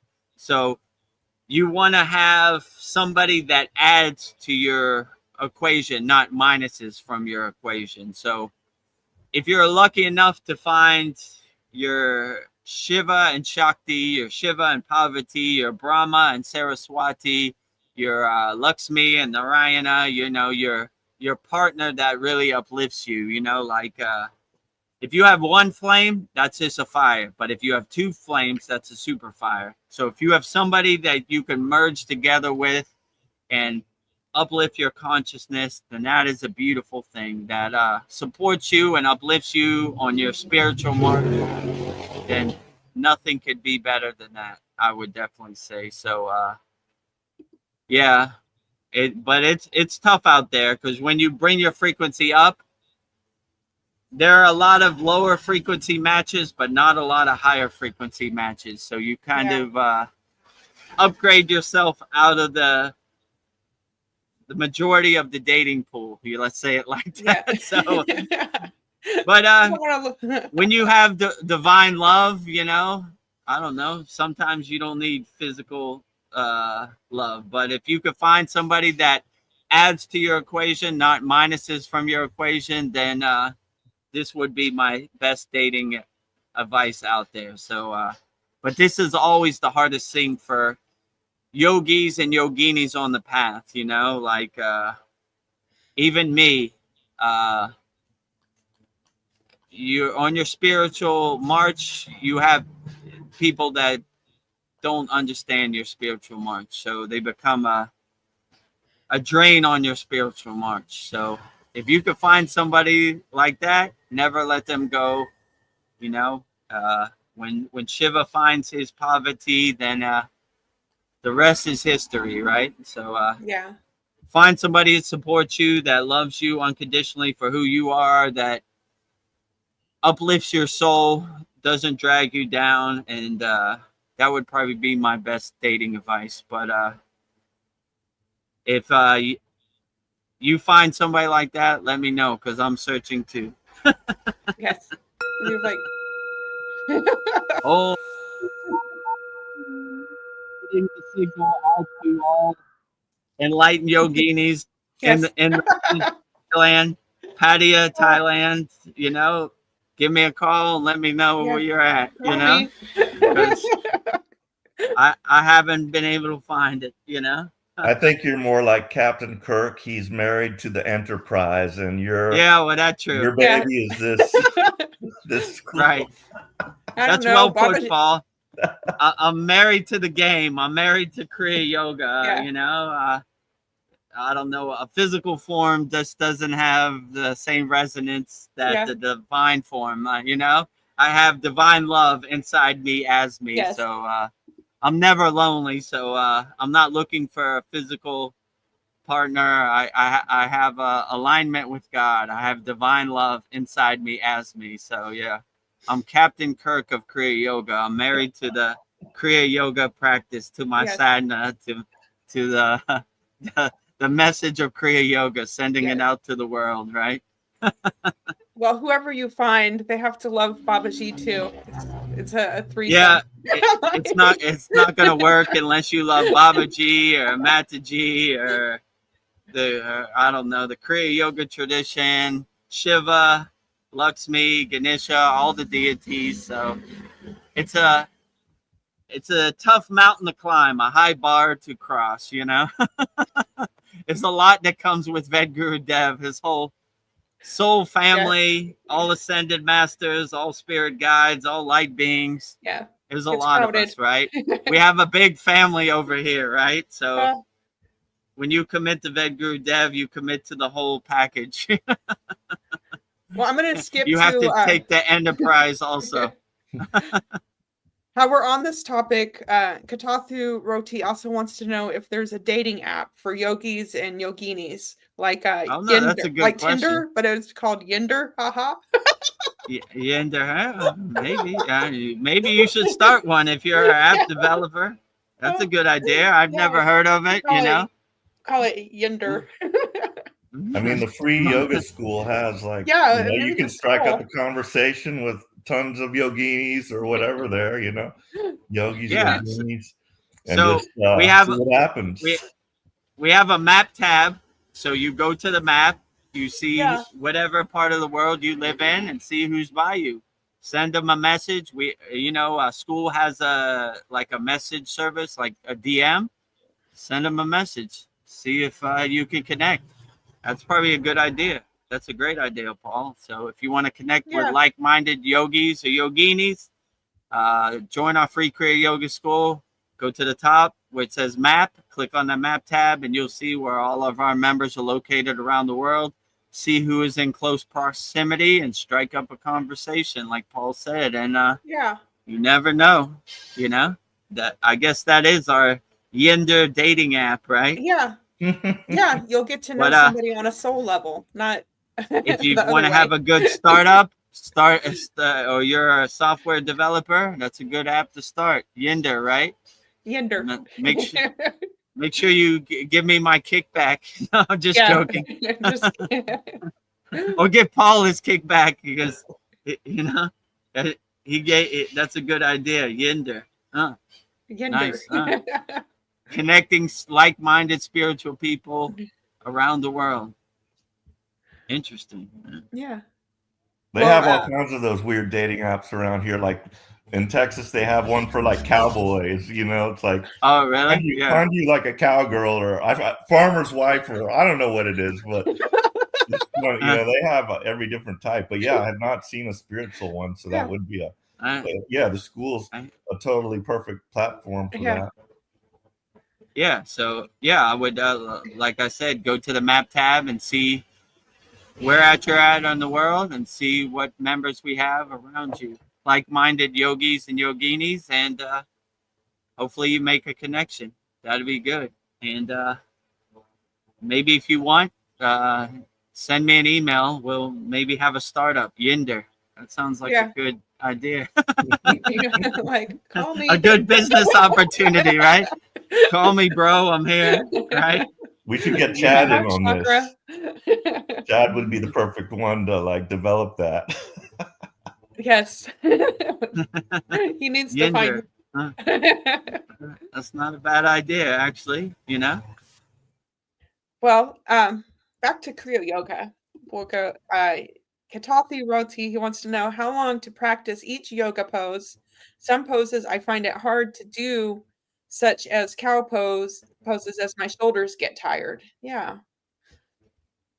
Yeah, so there is no set time limit or no time restriction on practicing any Kriya yoga practice. It's basically, I was saying this in our class this week, you hear like a click.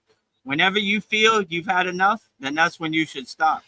No, because nobody really knows how you feel in your body and what is good for you. Only you could be your inner doctor or your inner yogi, and you know. So how long to hold it? If your shoulders get stiff, I would discontinue practice in the cow pose, you know? So I would just let it go. Okay, that's enough. I'm starting to get stiff. Because doing any of these asanas and any of the pranayama or meditation or any mantra japa, it's about comfort and relaxation. And that's what most people miss on the spiritual path. So if you're straining or struggling or you're in a state of pain, you're blocking the flow of prana. So you should always be comfortable and relaxed.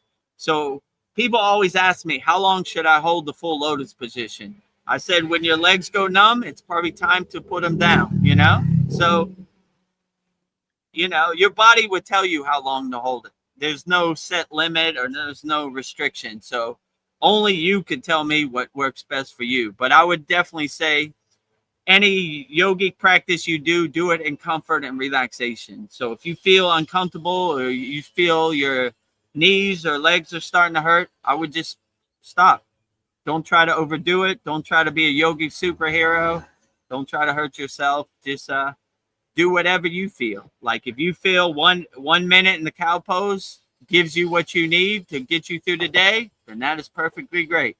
If you feel you want to be a yogic superhero and hold the full wheel pose for 20 minutes, then that is perfectly great too. So I would just do whatever makes you feel the best. That is probably the best practice, I would say. So yeah, just don't give yourself any time constraints. Just do whatever works best for you. That would be the best. And then Katathi Roti has another question for you. He wants to know how to stop intrusive thoughts. They are sneaky.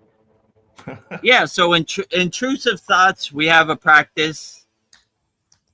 This is what I learned in first level initiation for Kriya yoga. It's called Sudhi, right? Basically, a thought comes into your mind. You just witness it. You just acknowledge it, detach, and let it go. You know, you don't try to make sense of it. You don't try to attach to it. You just let it pass like clouds passing in the sky, you know? So this is a basic way, like, I don't know, a thought comes into your mind. What am I going to have for dinner? Detach, let go. Let it pass. Detach, let go. You know? I wonder what Donald Trump's going to have for dinner today. Detach, let go. Detach, let go. I wonder what Kim Kardashian's going to wear to the Grammys. Detach, let go. Detach, let go. So you're basically cleaning your house and getting all these intrusive thoughts out of your mind before you go into a meditative state. So these thoughts don't follow you into your meditation practice, right? You're empty and centered in your meditative practice. So yeah, just try to before you start the day, just sit on the side of your bed and whatever thought comes in your mind, detach, let go, detach, let go. And you give yourself the affirmation, how does it serve me? Any thought that comes in your mind, how does it serve me? How does it serve me to know what Kim Kardashian is going to wear to the Grammys? It doesn't. How does it serve me to know what Donald Trump's going to eat for dinner? It doesn't. How does it serve me to know who won the football game? It doesn't. It doesn't. It doesn't. It doesn't. So you start to do your inner work and cleanse and purify yourself by becoming the detached witness of your thoughts. So you just basically detach, let go, detach, let go. Let it keep, all your thoughts keep passing like clouds passing in the sky, water under the bridge. Don't try to make sense of it. Don't try to hold on to it or attach to it. Let it pass. How does this serve me in the present moment? It doesn't, you know? So that way you start to really clean out your intrusive thoughts, and you start to, like my guru would say, go down to your basement, open all the windows, sweep out all the dust, definitely clear all those boxes that are blocking your doorway to God, and keep your ashram purified and cleansed, your inner ashram, your body. So anytime these thoughts come, you just detach, let go, detach, let go, detach, let go.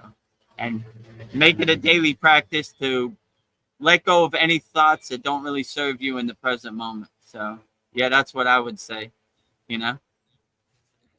And Katatu is a question machine. He has another one for you. What are your thoughts on Vipassana? I don't, you're closer, you can read that. Vinasana. Okay, yeah. So, yeah, all these asanas, all these kriyas, all these practices, they're all great. So it don't really matter what I think of any practice. It matters what you think of the practice. So if the practice makes you feel good and uplifts you and gets you through the day, then that's a great practice, you know? A lot of people ask me which is the best practice. The best practice is always which makes you feel the best. So what might work for me might not work for you. So whichever asana works best for you, then that is the best asana, you know? So it don't really matter what Sadhguru or anybody says about any asana. It only matters which asana works best for you and makes you feel the best. So I would do what asana makes you feel the best. So when I started on the path of Kriya Yoga, I did many initiations. I've learned thousands of kriyas, thousands of asanas, and then I started to craft my own daily sadhana, my own personalized, individualized, tailor-made sadhana. So I said, this might work for another yogi, but it doesn't really resonate with me. So, you know, maybe I'll come back to it later. But okay, this one I really like. I'm going to put it in my daily practice. This asanas I like, I put it in my daily practice. This pranayama I like, I put it into my daily practice. This meditation I like, I put it into my daily practice. So yeah, I would just craft your own sadhana and your own asana practice or pranayama practice or meditation practice or mantra japa practice and make it tailor-made for yourself. And sometimes you practice that for a couple months and you feel a click and like, okay, I've come to the end of this practice. Then I find a new practice. Oh, I resonate with this one now. So I add it into my daily sadness. So that would probably be my best thoughts on how to practice asana, pranayama, meditation, mantra japa, bhakti. Whichever makes you feel the best, then that is the best practice, I would definitely say. So hopefully that answers your question, Katu Roti. Yes.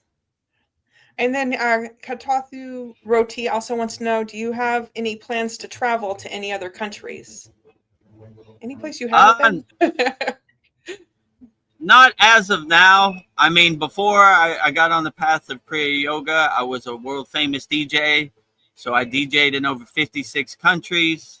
Anytime I went to a country, I bought a magnet. So I have a refrigerator that is totally full of magnets from all around the world. So I'm pretty satisfied and content. I've been to everywhere I need to. Do I have any plans to travel? Not as of now, but tomorrow's a new day. It could change tomorrow. So right now I have my plate full with all of our members in our Kriya Yoga School and all of our daily classes and our live streams. So it's hard to get away, but who knows what the future holds, you know? You do occasionally come to the United States though, right? And aren't you planning to come to the US sometime here? Upcoming? Yeah, I'm trying to put it together, but the stars have to align. Let's say it like that, you know? Yeah. So if it happens, cool. I accept it. If it doesn't happen, it's cool too. So your brother's in California? Yeah, he lives in Santa Monica, California. Okay. By, you know, the Santa Monica Pier by the Ferris wheel. So yeah. So yeah, I would love to visit America again, but let's see what Babaji has in store for me tomorrow, you know? I can't say. I stay light on my toes and adjust. I don't want to be rigid and stiff, you know? So if the plane ticket comes tomorrow, I'll be on the plane. Yeah. Let's say it like that. And your mom's in Philadelphia? No, my mother lives outside of Atlanta, Georgia, about an hour outside of Atlanta, Georgia, in the Appalachian Mountains, or the start of the Appalachian Trail. Yeah, so outside the city, in the mountains, in the forest, and yeah, so. Oh. And does your daughter have a close relationship with your mom or not? Yeah, that's her grandmother. She speaks to her every week on the phone. You know, nice. I speak to my mother every week on the phone. So yeah. And she speaks to her uncle, which is my brother, who lives in Santa Monica. So yeah, we have a good relationship. My daughter has an American passport. So she has a Thai passport and an American passport. So we are still Americans, not American. So love it. I don't know if I mentioned, but I had a Zoom with my half sister who lives in Hamburg, Germany. But oh, cool. That was really cool. And you know, they're even more brainwashed over there in Europe than they are here. You know, so really, she didn't understand my whole Trump, you know, liking of him. But yeah, well. But you know, I explained to her, you know, it's not a problem, you know. We'll see what happens. I just feel that that's the way to go. You know, I couldn't go with Kamala. So, you know, they don't really understand U.S. politics. Well, I don't know what they think about it, but you know, they're deluded over there also. But she's, you know, she actually teaches yoga actually too, and she was a psychologist. Nice. So she is enlightened, but she doesn't know the whole picture. Yeah, well, you know, have a political party of your own choosing, right? Yeah. It's not one size fits all.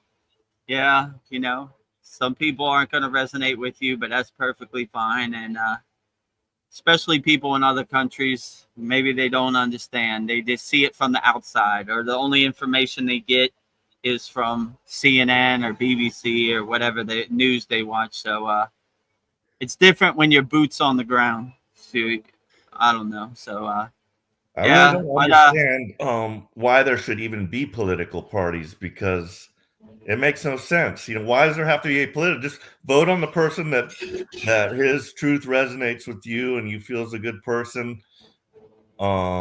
And if you take away all the party shit, you know, it's like, then you actually have to like, know, you know, you can't just say, oh, that's Democrat, so that's what I am, so I'm just going to automatically vote Democrat.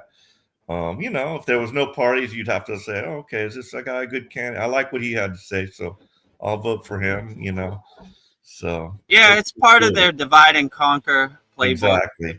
If there was no parties, then everybody would just love each other unconditionally, and they would just vote for the best candidate based on their policies. Not, I heard something that's like blue no matter who.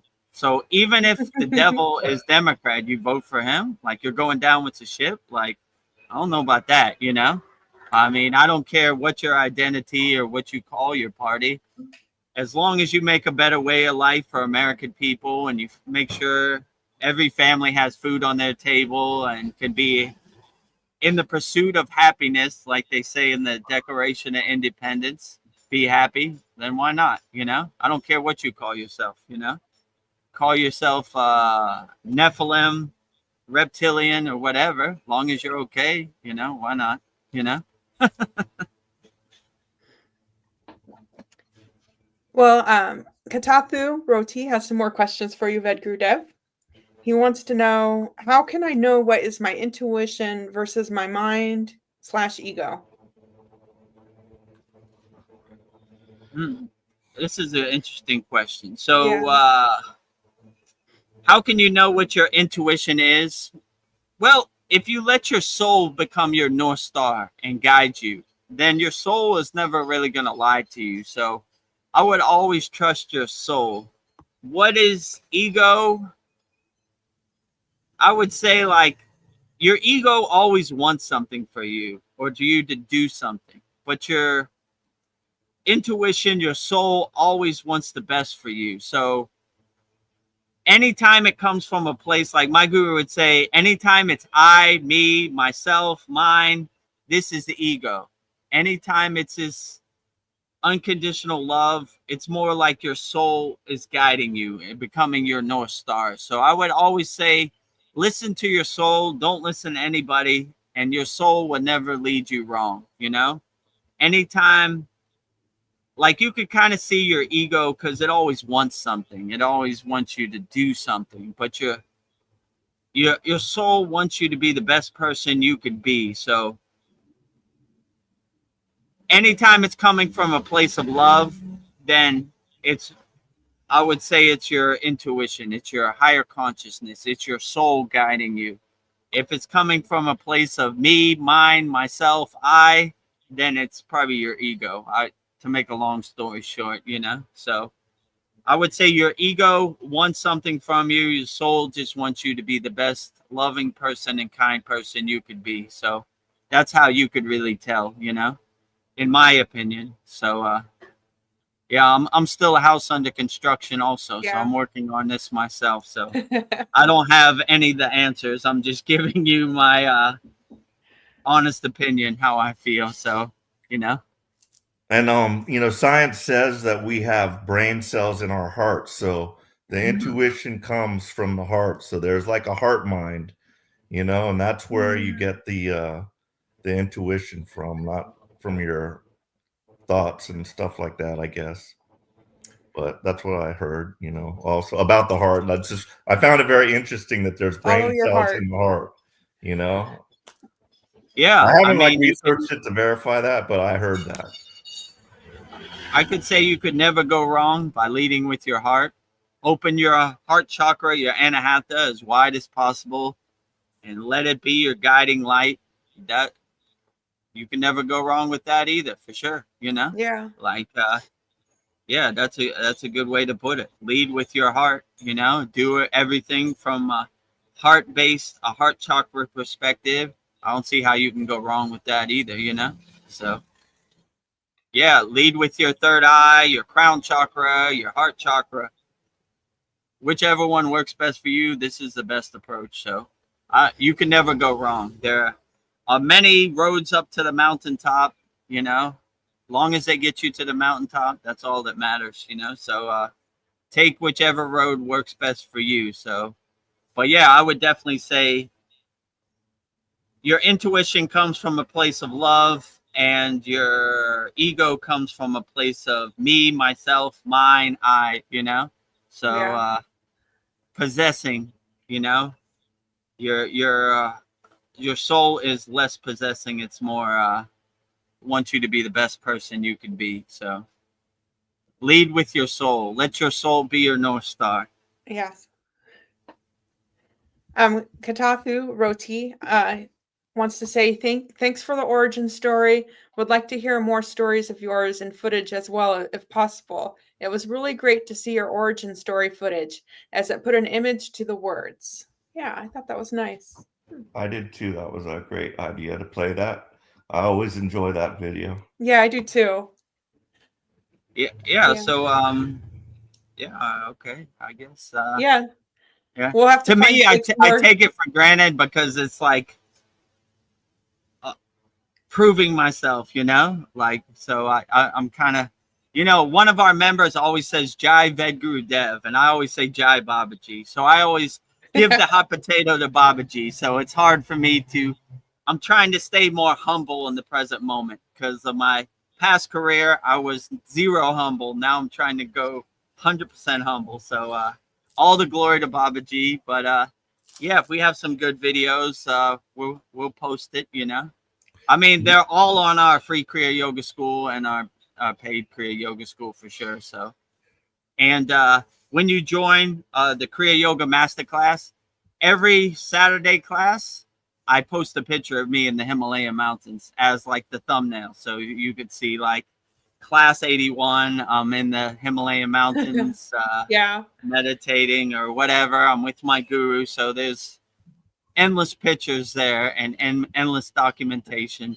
And you also get a notification in the free school. Like they have a calendar in the free school so you could see it, you know. So yeah, if you want to see a lot of pictures and everything, documentation, it's all there. So yeah, I would join the free Kriya Yoga School, and if when you're ready, you could join us up here in the Kriya Yoga Masterclass.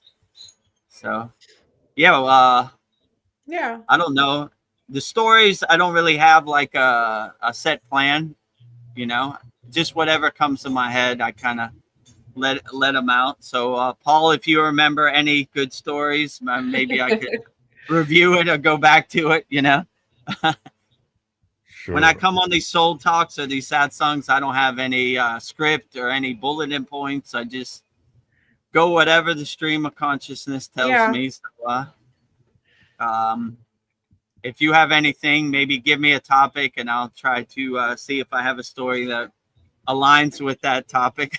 Yeah. Or some experience I went through. Well, back to the spiritual dating, because we've been talking so much. Sandy says that my partner and I met through a spiritual online meetup, and he added me on social media. We became friends, and the rest is history. He'd been on the spiritual path years before me. I finally wrote a list of what I wanted in a partner. That same month, he showed up. That's amazing. Oh, nice. Yeah, so you... in yoga, we have a practice where you write down in detail of what you really want, and you focus on that, and you project it out into the universe and let the universe fill in the steps. So yeah, that would be a good practice to write down in as much detail as possible what you want in a partner, and radiate that out into the universe, or speak that out into the universe so it manifests. And you never know what could happen. Maybe the universe has its ears open and it'll fill in the blanks for you and make that happen. Or just develop an app called Yinder, and we can cut the steps. and bring your request to the Holy Yagnifier as well. Yeah, bring your request to the Holy Yagnifier. We a lot of our members have those type of requests to find their soulmates or their partner, and we try to we keep burning it up till it comes to reality. So we don't give up, you know. Some take longer, some take shorter, but never give up on your aspirations and your dreams. So if you want it, put your intention, your sankalpa behind it, and your frequency behind it, and you never know what can happen. And if you need some assistance, we'll definitely help you in our Kriya Yoga Masterclass. So that's what we do up here. Well, Sandy says that being in a spiritual relationship is a very powerful thing. Highly recommend, and it's never too late. It's never too late. That's true. It's never is too late. So don't give up on your dreams and your aspirations. You know, it took me over 40 years to get on the spiritual path. You know, it's divine timing. It happens when it should. So just stay ready so you don't have to get ready. Just be open, light on your toes, pivot, change course. Don't be so stiff and rigid. You know, be open to all the possibilities, and you never know, you know. Maybe you do need a spiritual partner. Maybe you don't. Maybe this is a solo path. I don't know. Only you could tell me what uplifts you. But it's a beautiful thing when you can find somebody on the same frequency as you to uplift you. And, you know, rising tides lift all boats. So, you know, some days are better than other days. So when you have that support team or that Shakti energy in your partner, that's a beautiful thing. So I wish that for everybody out there in YouTube land, you know. And then Katapi Roti wants to know, how has your relationships changed since Kriya? Yeah, it's changed, I imagine.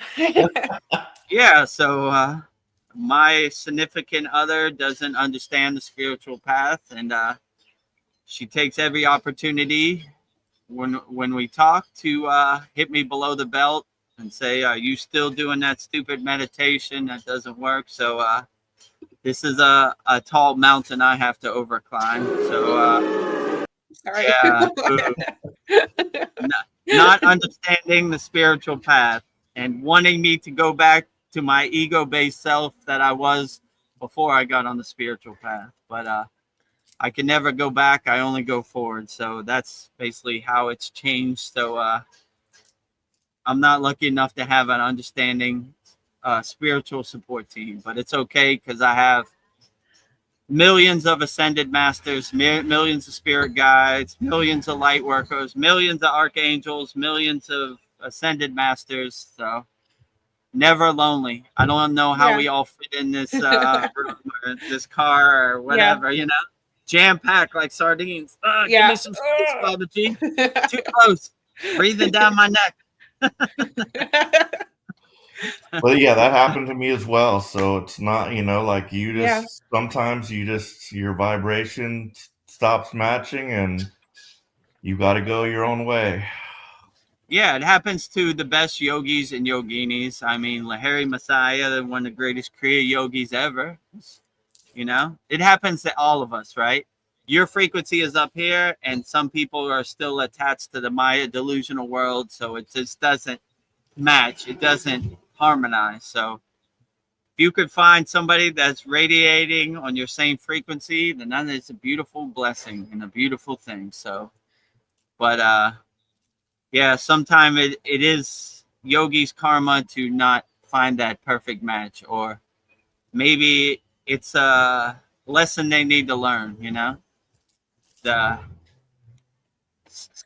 Once you find spiritual love or divine love, physical love doesn't have the pull that it used to have. Let's say it like that. So this is a relationship, realization that a lot of yogis have. So, or yoginis. So, you know, it happens both ways. So I'm sure there are a lot of yoginis that had difficulties with their person they were married to. You know, in India, they have arranged marriages. So it never kind of works out, you know. So especially if you're a yogini, like you got to marry this person, but they're not on a higher frequency, then it's not a good situation. But when you have the divine love inside you as you, then it carries you through life. So the pull of physical connection has less pull, you know, unless it's a perfect situation. Let's say it like that, you know. So, but yeah, keep fighting, keep walking the path. It's never over. It's never too late. Maybe we should develop that yinder. We could find you a partner. It'd be like, my soul loves your soul. Oh. Sandy so if you're a software developer, send me a message and maybe we can make something happen. Or if, in the meantime, join our free Kriya Yoga School and find somebody close to your proximity where you can connect with. Sandy says that the ego also identifies with lower frequency states such as anger, hate, fear. Ego is a fear vibration. Intuition is in the vibration of love. Yeah, well said, Sandy. I agree with you. So ego dwells in these lower instincts, these lower chakras, desire, fear, definitely fear.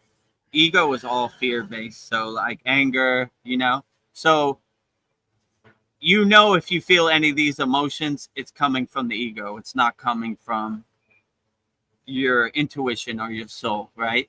Your soul is like peace, harmony, unconditional love, helping people, joy. So those emotions as part of your soul, fear, anger, jealousy, hate, these are all ego-based emotions. So yeah, it's well put, Sandy. It's good to see which is ego, because you just say, okay, these are these emotions, ego. These are these emotions,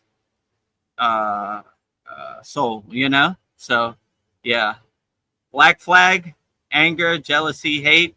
White flag, peace, love, and harmony. So to make a long story short, that's how I would basically tell, This is ego, this is soul centered love.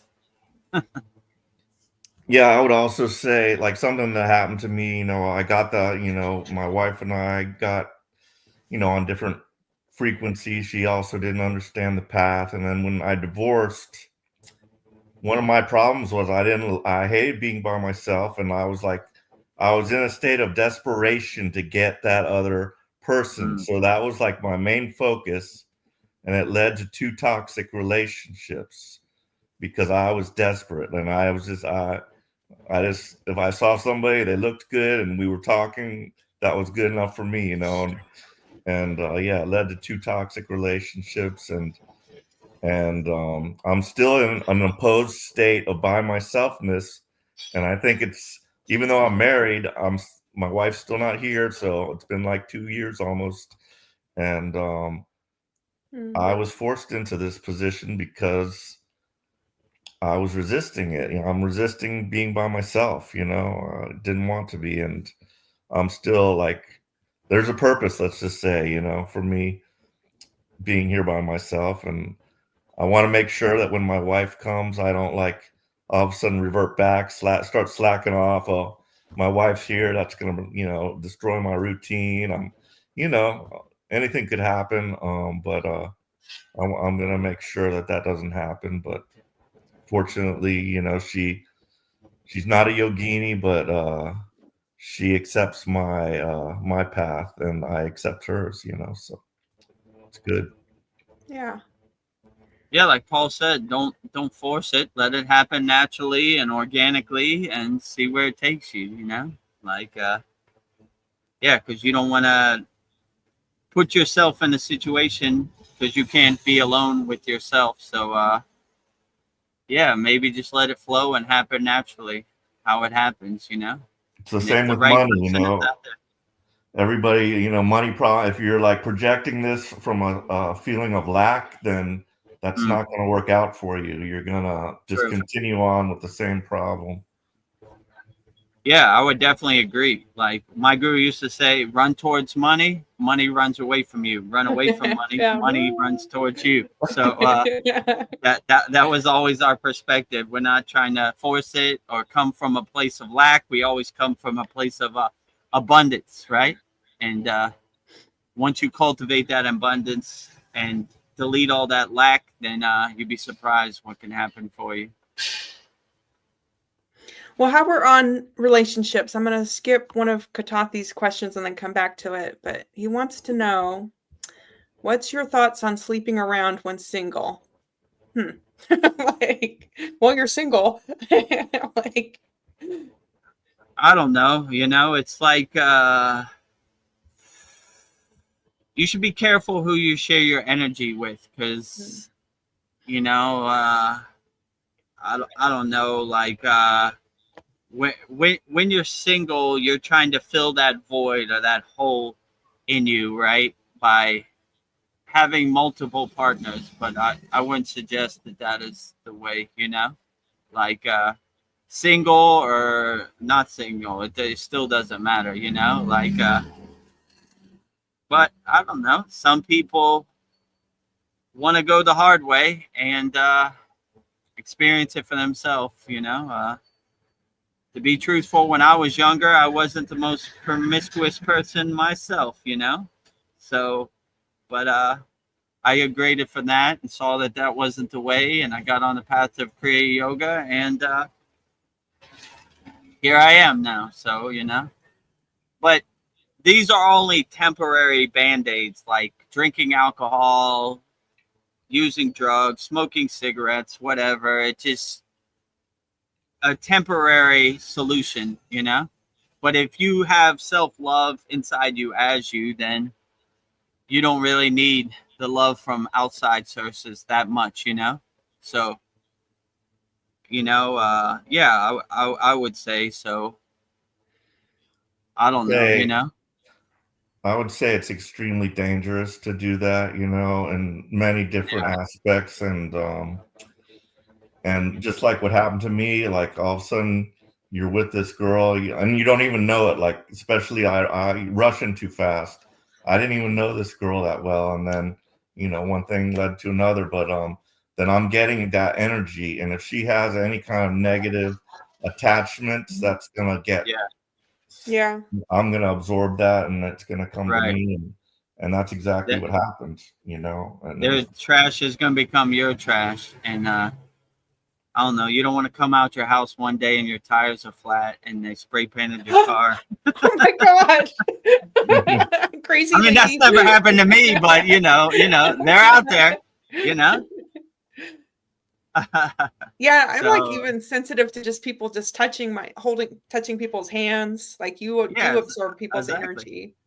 Right. You don't want other people's trash to become your trash. So be careful of whose energy you absorb or merge with, you know, because it could pull you down too. So you want to find energy that uplifts you and makes you better, not energy that drags you into the pit of despair. So find somebody who supports you and radiates you and uplifts you, you know. That's what I would say. And interestingly, this is also in the book.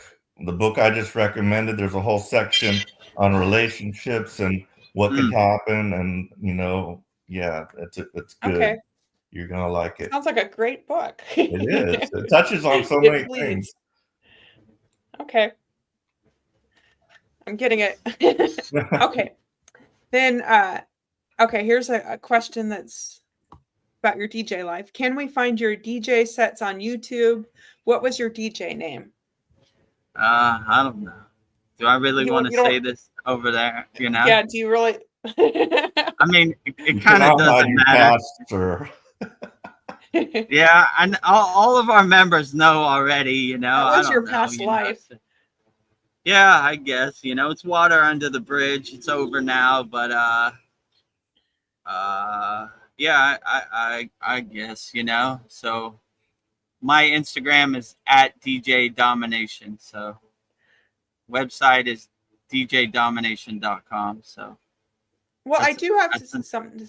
I have something to say. Like when you had the radio show and they would play your DJ sets, they were really good. You were amazing. You had some good sets. So I appreciate it. You know, I wish they were still doing it, but yeah, I enjoyed it while I was listening to it, how it lasted. But yeah.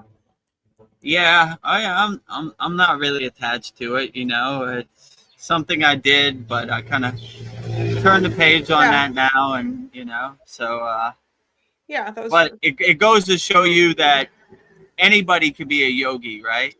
Like some people said, DJs can't be yogis. Of course they can. Yogis can do anything they want, you know? So I've seen videos of yogis smoking, and they were like, yogis don't smoke. Yogis do whatever they want. If they want to smoke, they could do whatever they want. They wander around the Himalayan mountains. They eat what they want. They do what they want. So no rules and guidelines. So if I can come from a DJ life and be a yogi, then anybody could do it. So it's a good testament that there are no guidelines and no gatekeeping and no laws or regulations. becoming a yogi, walking the spiritual path is for anybody. So tomorrow's a new day. Pivot, change course, change directions, same like I did. So and you be on your way. So if I could do it, anybody could do it. So I came from a totally ego-based narrative into a spiritual narrative. So if I could pivot and change course and change direction, then anybody can. So about Babaji, how many incarnations of Babaji do you know of? I know there's Hydra, and then there's the one in the picture that we have. And I'm also curious about, like, the one in the picture. Is that the one that was from Sadhu Pond Lake? Apparently that was that one, but was that hundreds of years ago, thousands of years ago, or do you know the time frame when that version of Babaji was at Sadhu Pond Lake? So that they would say Babaji, I think they say Babaji was born in a physical form. It depends which school of thought you come from. So a more SRF kind of Yogananda approach, Babaji was never in the physical form. He was always in a light being form. So it depends which story you attach to. So if you attach to the physical form, they would say Babaji was born in the year 203 AD, right? So approximately when this happened to Babaji, he was in his late teens. He attained Mahasamadhi. So this Satuppan story would probably be like 1,800 and like 10 years ago, something like that, you know, roundabout. So that's probably about the time frame, you know. Okay. So when we do Babaji's Utsav, which is Babaji's birthday, but ascended masters don't have birthdays because they're light beings. So it's called Utsav, right? Which means like celebration of the accomplishments of light beings. So we usually celebrate that around November 30th. So I think his birthday would be 1,835 or something around there. So, but it just depends, you know, which story you resonate with.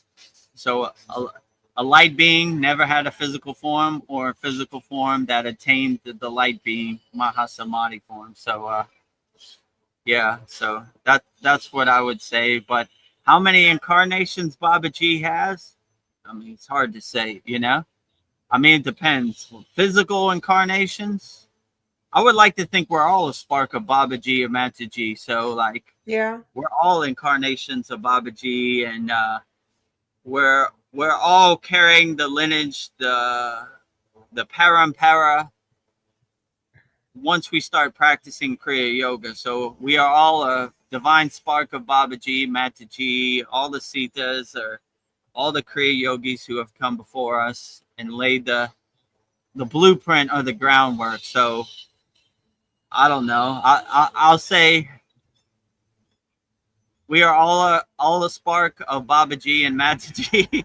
And as far as like physical incarnations, they say Hydra Baba is incarnation of Babaji. Could be, you know. I've been there before. I've stayed at the ashram. I've done my sadhana out there. I stayed there with my guru. Yeah, definitely has Babaji energy. And but I would say, you know, I don't know. I would say that we're all a spark of Babaji and Mataji and all ascended masters and all spirit guides. So I would say we're all Babaji and we're all Mataji. So we're all Kriya yogis. So anybody who practices Kriya yoga is carrying on the lineage, the parampara, the tradition. So my best answer would be like we're all incarnations of Babaji and Mataji and all the people who have laid the groundwork and the signpost and the blueprint to practice Kriya yoga. So it's hard to say like which story is true or which story isn't. But if you love Babaji, I love you. If you love Mataji, I love you. So keep up the good work, all Kriya yogis and yoginis out there, you know? keep the spark of Kriya yoga going. So yeah, I don't know, like the real incarnations of Babaji, I don't know. I've never had an audience, you know. My darshans with Babaji have been mostly internal or mental, you know, or never physical, you know. So that's what a voice inside my head, an intuition, a darshan, let's say it like that. So physical forms, I don't know. I've never seen it or verified it with my own eyes, but I would say the best answer I could give that we're all Babaji and we're all Mataji. So we're all incarnations of the divine spark, our beloved Sadgurudeva Babaji. Well, next time he pops into your head, can you ask him if he was here in the flesh and you were sitting with him at the campfire, and that question is from Paul? Yeah, I will ask him, you know, but yeah, I don't know, these intuitions, these darshans, archangels, they're not like long-winded, let's say it like that. They're short and to the point, you know, and I don't know, you know, we'll see, you know. Sometimes I do ask some stuff like that, but it's more like a one-word answer, you know, like yes. You know, like okay, you know, can we go into detail? No. You know, like you know, so yeah, they give you short and sweet answers, let's say it like that. So yeah, that's basically what I next time I'll ask them, but I don't know, you know.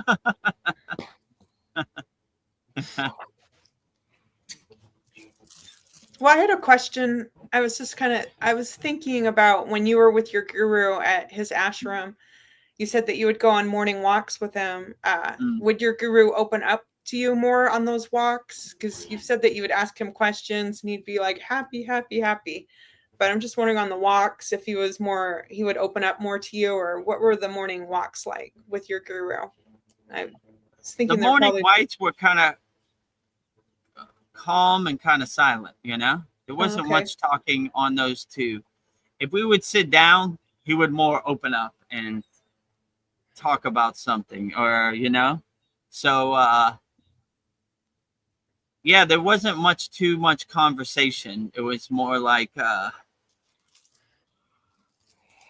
focusing on your walking meditation and just being alone with yourself and enjoying nature. So he would open up, but he was more like, if he had a stream of consciousness, he would just say it.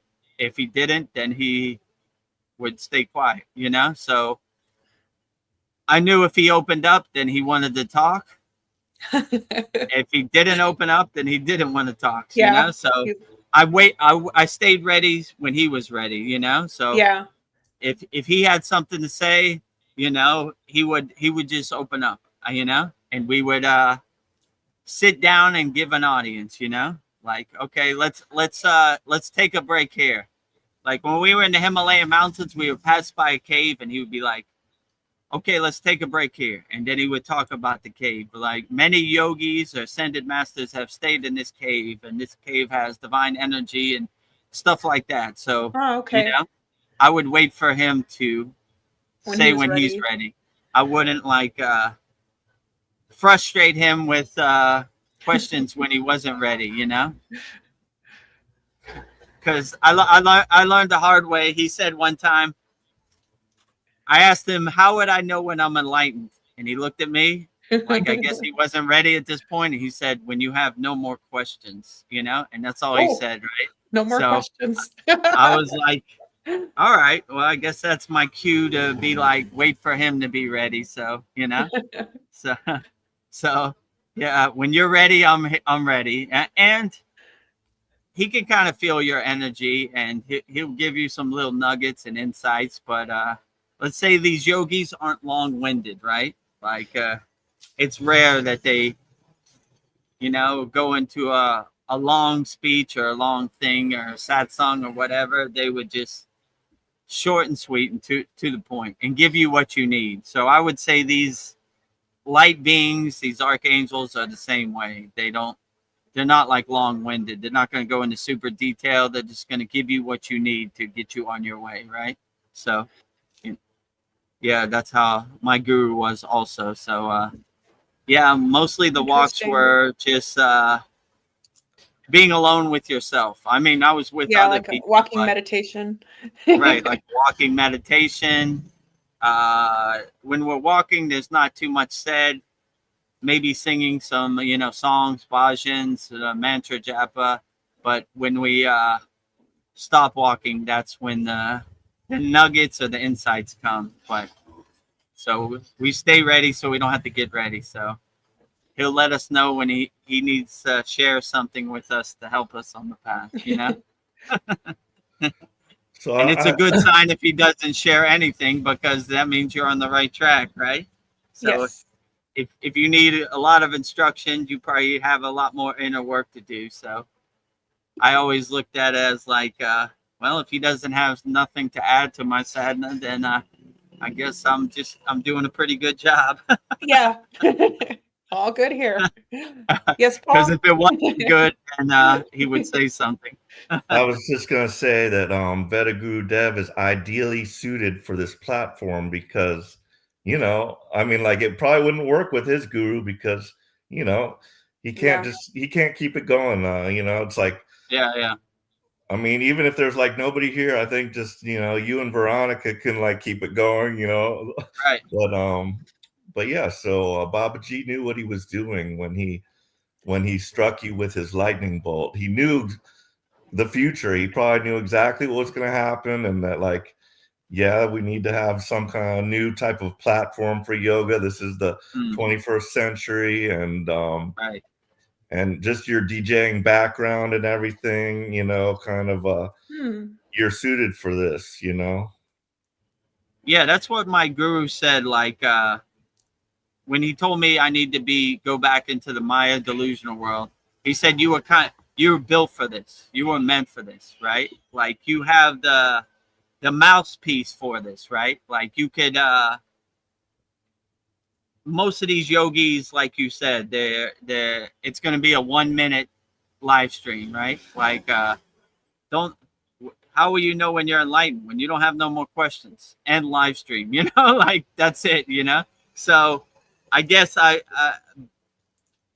Babaji was 2 years ahead of me, and he saw my inner potential, and conveyed that through my guru. Like, I know you want Vedagurudev to stay with you in the Himalayan mountains in the ashram, but we need people like him, boots on the ground on the front line, to really that's what my guru said. People can relate to you, right? People can't really relate to Himalayan yogis sleeping in a cave all night, and fasting for multiple days, but they can relate to you because you've been there, done that. You've experienced it. So you know what people are going through. It's harder for a yogi who've spent his whole life practicing to understand the Maya delusional world. They only know what it's like from books and stuff like that. But you actually lived it wholeheartedly for over 40 years of your life. So you can, people can relate to you because you come from a place like, yeah, I remember when I asked that question too. So, and I definitely did that to myself also, so I can relate to people, what they're going through in this Maya delusional world. So I guess you're right, Paul. I was built for this, I didn't want to accept it at the time. I went to sleep in my blissful cave for the rest of my life. But here I am. I'm content. I'm satisfied with it. And I'm boots on the ground helping people, which is a beautiful thing, So. Yeah, I was thinking. Go ahead. Oh, well, I was just thinking our souls ask for things we don't realize we wanted. And I wonder about your soul, Vedagurudev, like your soul or Babaji found a way to get you back on the spiritual path. And you've been given this role as guru. I don't know. And it's a role I don't think I'd be up for. It seems like a pretty heavy role. And I just, I don't know, like you're like, in a sense, you're like taking care, guiding souls and taking care, putting breadcrumbs in front of us and getting us on the path. I don't know, you know, maybe your soul did want this, but you didn't know. But I don't know, what has surprised you about being a guru that you didn't expect? And I know the only reason I ask this is just, you know, because I like to put myself in other people's shoes just to get an understanding of what it's like to be a guru. So I mean, I never expected to be a guru. Actually, I never wanted to be a guru. Like it was just not a thought in my mind. Like I was perfectly fine being like a Kriya band or like a sadhak or just like a devotee practicing Kriya yoga. Like it was never like one day I'm going to be a guru. I never even had that thought. Like, you know, even in our school, up until like Guru Purnima, I never called myself a guru or anything. I was just like, well, on Guru Purnima, we celebrate the guru, and you asked the question, who is our guru? And I was like, well, I guess I'm going to have to accept it today, you know, like there's no other way around it. You know, I've been beating around the bush long enough. So I guess today is the day. So yeah, but I never wanted to be a guru. I never had any aspirations to be a guru. I wasn't training to be a guru. I was just doing my sadhana, my daily practice. And it just kind of happened indirectly. And that's kind of the more natural, organic approach, you know. I like it because it's less ego based, right? Like you see in our school, I give all the glory to Babaji. Like not to me. I'm just delivering the mail. Babaji's doing all the heavy lifting. I'm just the postman for Babaji. I'm just delivering the mail. The mail comes from him. He's driving the car. I'm just witnessing him drive me around. So all the credit to Babaji, and you know, so yeah, by having this perspective, I never really attached to it. I got like in that ego play or that guru play, you know, I was just like, okay, you know, so yeah, so I mean, what it's like, I don't know. I don't really see myself any different than any of our students, you know. I'm just practicing Kriya yoga and answering questions, and you know, I had the same questions as everybody else a couple years ago. So, you know, I don't see myself any different or on any pedestal, any higher than anybody else. In yoga, we try to stay in a state of equanimity, like everything's equal, right? So I don't see myself better than anybody else, you know?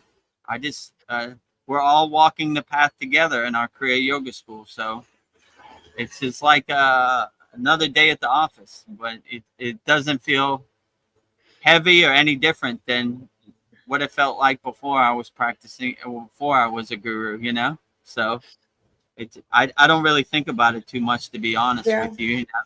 I mean, you're the same person. When you say my guru, it kind of reminds me like, oh yeah, I guess I am that, but I'm still the same person.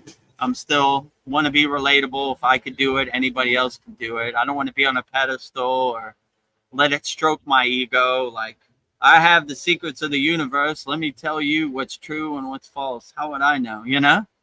Well, maybe it's made your heart bigger. It's given you more empathy, more compassion. Yeah, that's true. It's made me more relatable to people and more understanding of what people go on the spiritual path. Because just practicing Kriya yoga in your room by yourself, you stay in your walled garden, your sanctuary, so you can't really relate to too many people, you know. But coming out here in the world and answering questions, it gives me something to contemplate and think about, you know, like, oh yeah, I should think about that more. I never really thought about that, you know. I was kind of in my walled garden, my sacred sanctuary, my meditation room, on my meditation cushion. Now I really have a more open mind to what it's like to navigate the Maya delusional world, you know. So, well, I don't know. Sandy puts it perfectly. She says that our soul whispers until it shouts. Like, wake up. Yeah, true. Right. Yeah, for sure. Me too. Like my show, by doing this Kriya Yoga Sadhana, I really cleared out my static in my radio signal. So it was kind of whispering, like, I can kind of hear the signal. What are you saying, Babaji? Yeah. But now it's more, clear and aligned. It's crystal clear, right?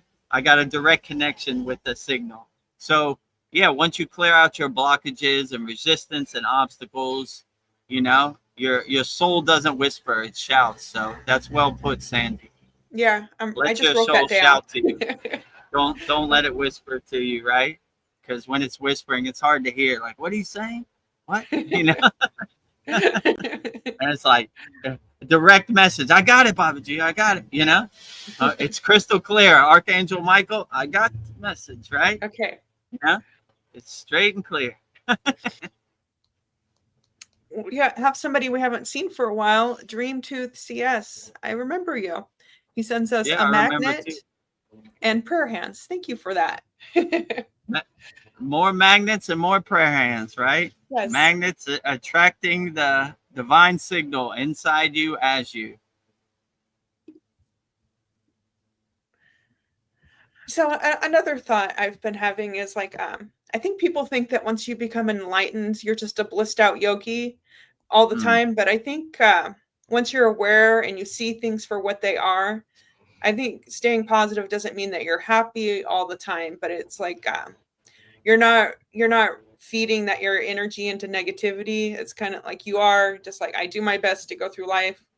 I don't know, I just don't want to attach to the negativity, so I'll stay positive that way. So I'll just like, I refuse to let miserable people dim my spark. So maybe like my golden spark. So I would say that, yeah, I can be happy and enlightened, but I don't know. I still see, you know, the shit show for what it is. But I'm like, I don't know what, I just think that people think you're just, when you're enlightened, you're happy all the time.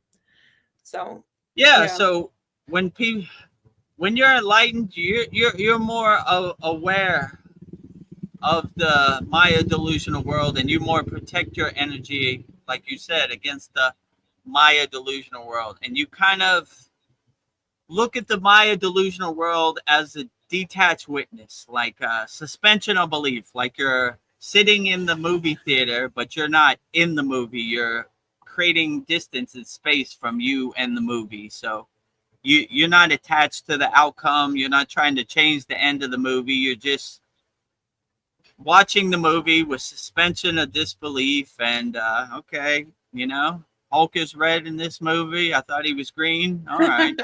You know, just going with the flow and just letting it happen. So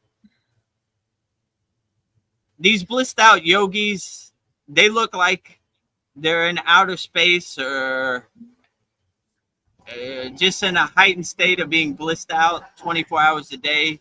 But they really, all they have is the tools that help them navigate the Maya delusional world. And they're not attached to the Maya delusional world. They laugh at the Maya delusional world like the joke it is. So they're like, whatever. How does this serve me in the present moment? Like I said before, when you see that none of this serves you in the present moment, you're not attached to it. It's all a joke to you. It's all a comedy show on the stage of the universe. So you're not really attached to it. So you just,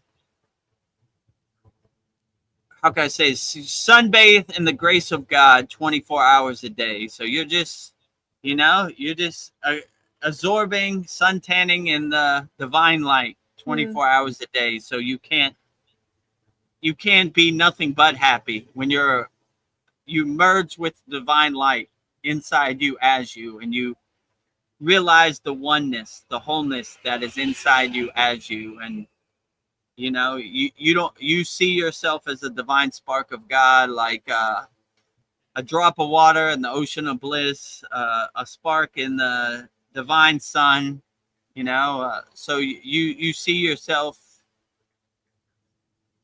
as the divine oneness 24 hours a day. So yeah, that's why I would say they've realized the highest truth, that God is everywhere and everything. So what is there not to be blissed out about? What is there? Yeah. There's nothing to be sad about. There's everything to be blissed out about. So that's what they're realizing. So everything is a blissful experience when you reach that state of self-realization, Satchitananda, or enlightenment, whatever you want to call it. So that's basically what they're doing. And once you reach that state, you never want it to stop. So yeah.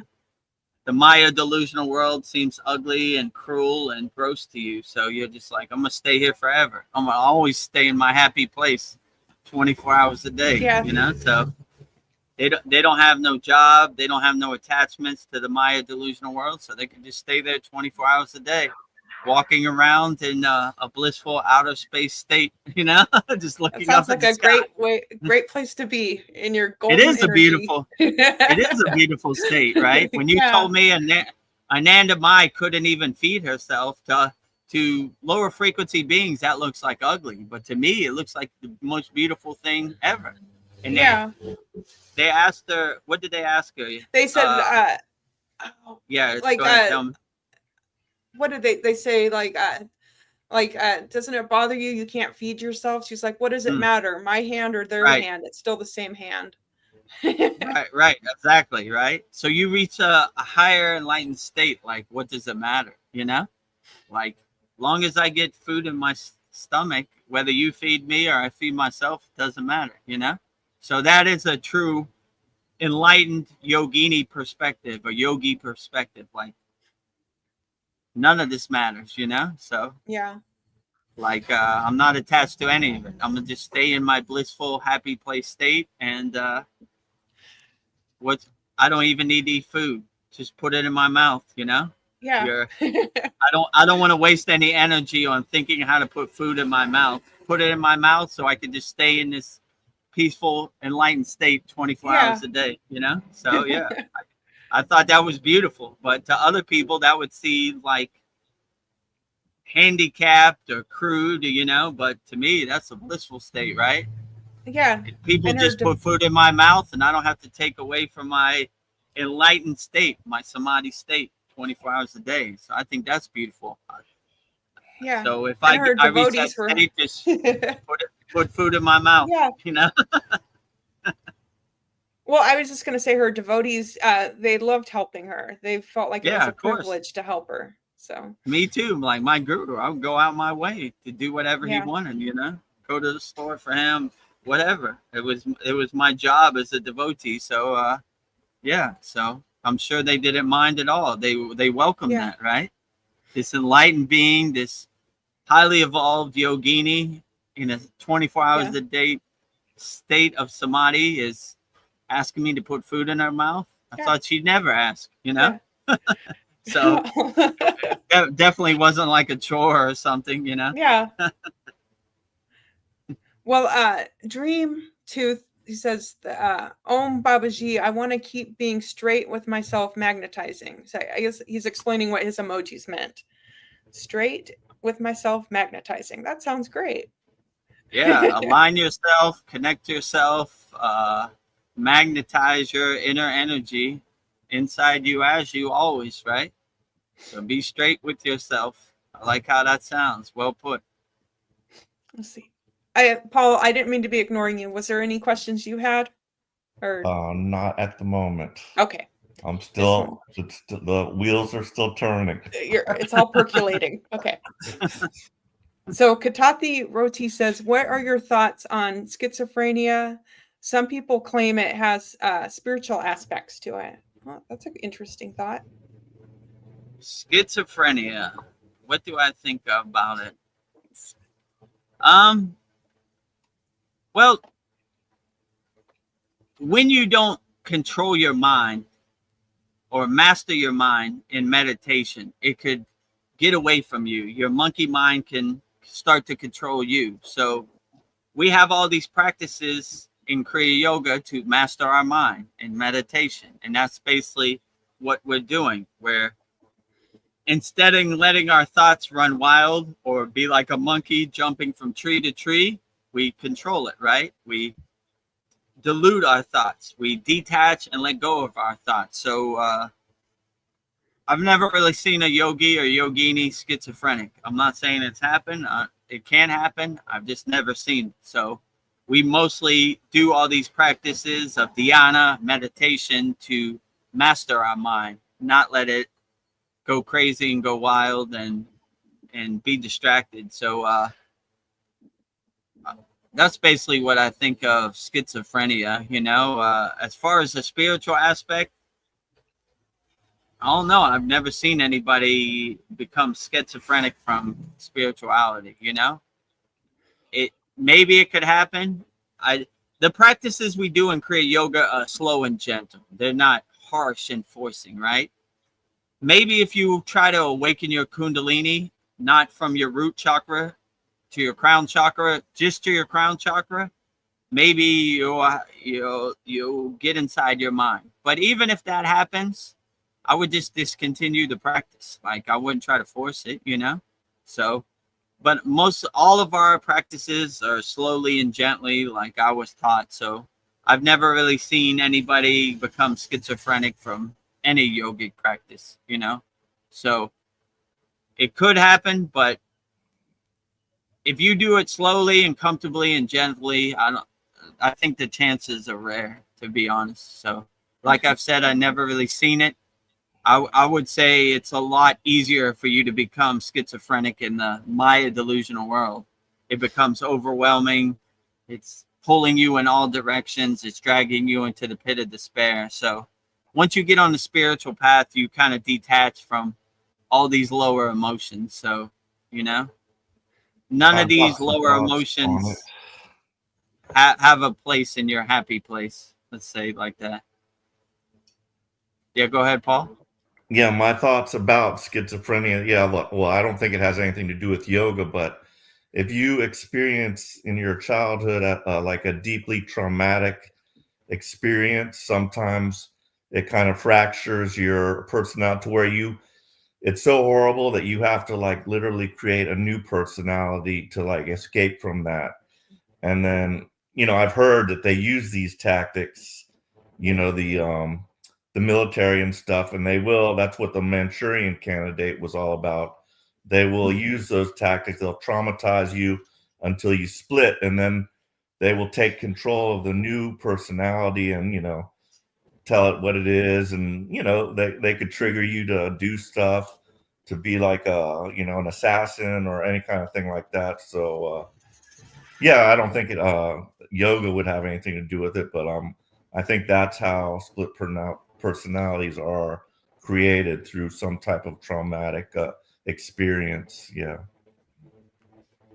Yeah, but look how gross these people are. I'm going to break you so much that you split so you could go be a soldier in a war or something like that. Like, they just tell on themselves how gross they are, you know? Like, get control of your own consciousness so no one can tell you who you're not, you know? When you're self-realized and you know who you are, somebody telling you, listen, soldier, you know who you are? You got to go over to this place and kill these people. And they make up these names so they become subhuman. So it's easy to take a soul off the planet, you know? So I don't know, you know? But yeah, whatever trauma you went through in your life, I would look at it as water under the bridge. Today is a new day. I don't need these rocks in my backpack anymore. They no longer serve me. It happened, you know, it's water under the bridge. So what? I ate a cheeseburger 10 years ago. It's over, you know? So I would just be the best person you could be in the present moment. And whatever trauma you went through, you know, look at it as like it made you a better person, and let you know that there are bad people out here and you don't want to be around them, or you don't want to be in a situation if possible. So and just water under the bridge, you know. It happened the way it happened. Okay, you know, I'm not happy about it, but I'm not going to carry these rocks in my backpack no longer either, you know. I'm going to walk forward, not backwards. And, you know, whatever happened, that's what happened. And turn the page, you know. Turn the page. Throw those rocks off your backpack, you know. Don't carry it around. Travel light, my friends. Travel light, my friend. No trauma. So I did just hear from one of our tribe members, Mariana, and she's struggling right now. And she's having some kind of back problems and feels like crap. I told her to come join us, but I don't know if she will. But I will attempt Dan Van Tree for her, as I've been practicing that one. I will invoke it right now. Oh, you'll do it. Okay, great. Okay, let's outstanding. it. Om Mara Mara Thailanaya He Vaitish Varam Kovil Dan Van Tree Potri. Outstanding, Paul. Yeah. Very great. That's beautiful. Yeah, so sending healing energy, transmuting healing energy via Dan Van Tree, Sita Dan Van Tree to Mariana, healing all her back problems, collectively healing whatever she's going through, rising tides lift all boats. So anytime Mariana needs to talk to me or get something off her chest, we have a private call, and just let me know when she's available. I'll help her go overcome whatever she's going through whenever she's ready. We're always here, so I don't want her to feel like she's alone or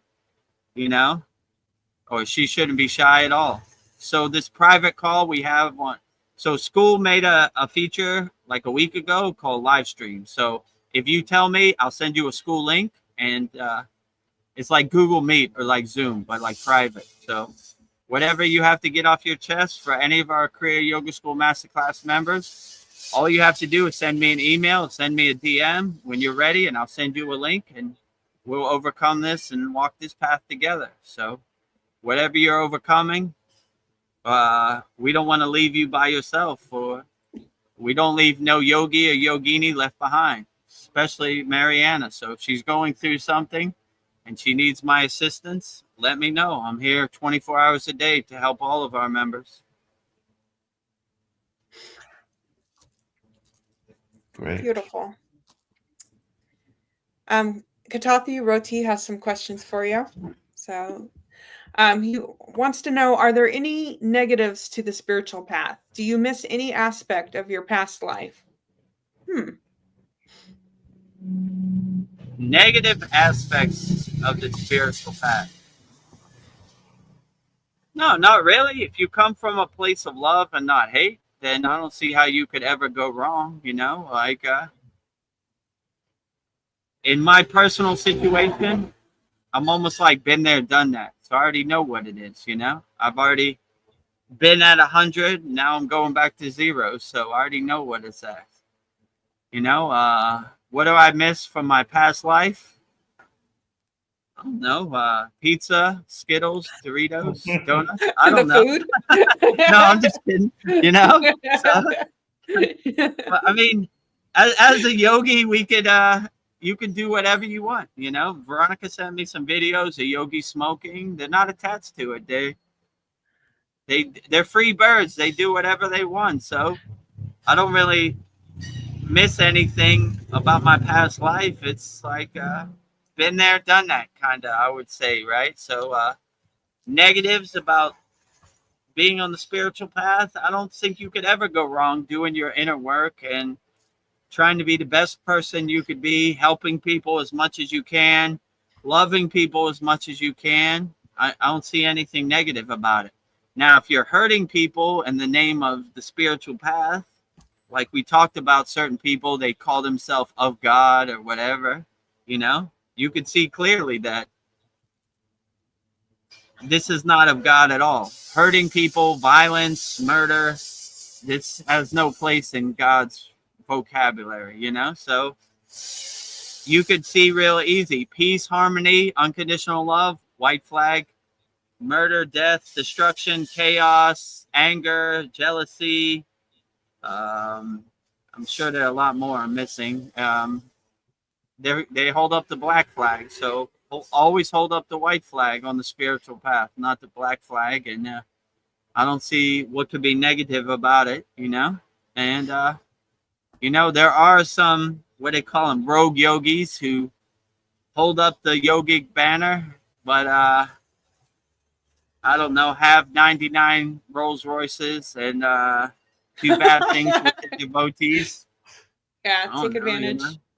I'm not here to judge. I'm just saying that sounds more like the black flag than the white flag to me, but no judgment over here. But yeah, I mean, I don't know. I kind of witnessed my past life as like a movie and I'm in the audience, right? Just watching the pictures go by and like, interesting, you know? So I don't really miss too much about my past life, you know?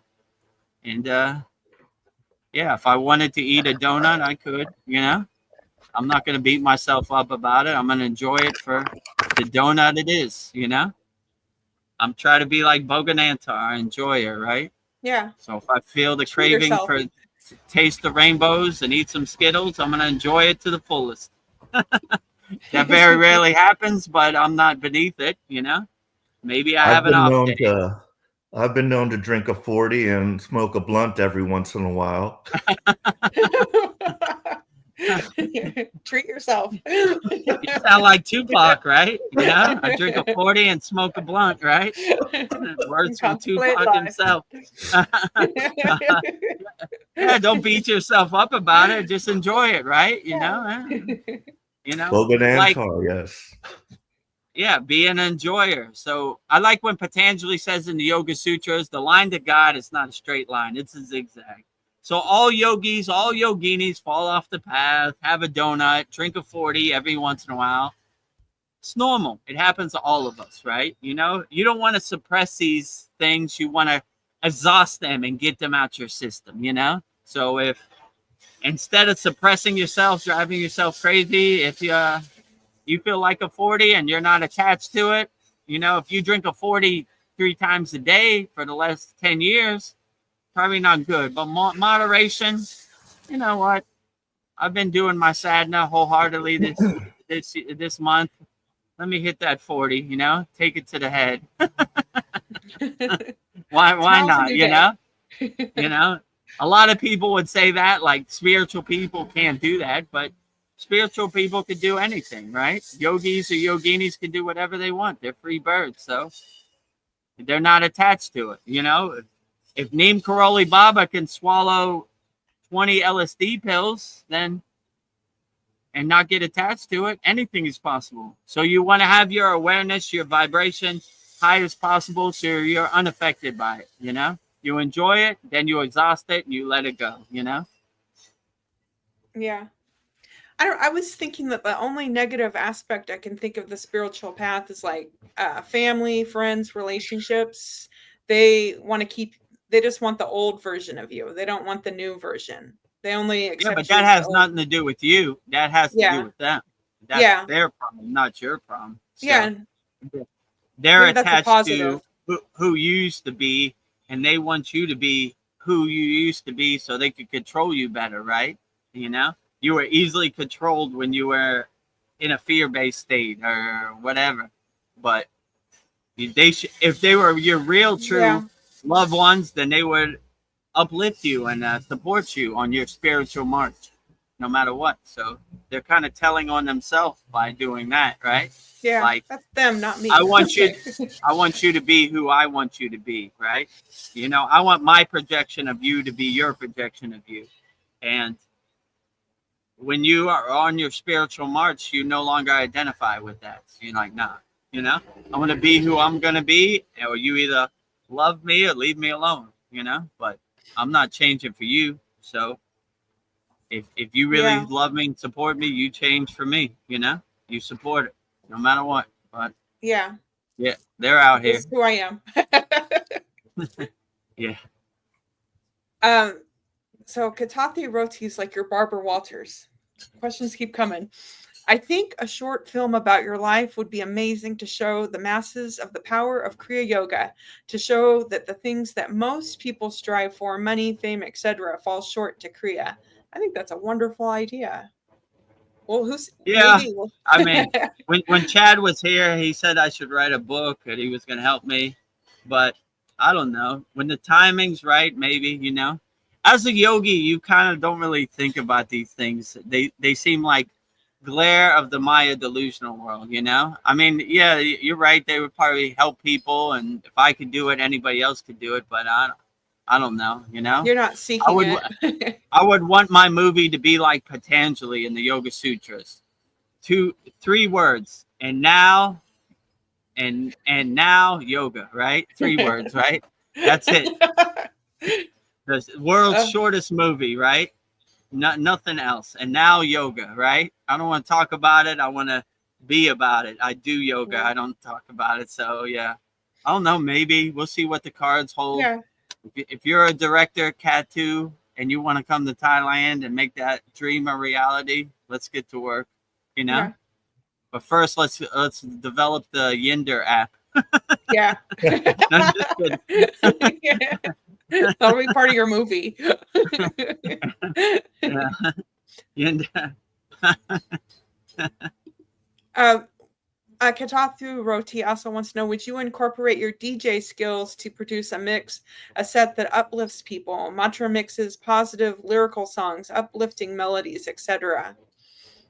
We talked about this before. So one of our members in our Kriya Yoga Masterclass, Shiva Angi, is from India, and she has a YouTube channel where she does this. She puts together beats, and she does mantra japa over the beats, which is very profound and probably way better than I could do. So if you want to hear something like that, maybe Veronica put in the YouTube chat what her YouTube channel is. Yeah, and give me a chance.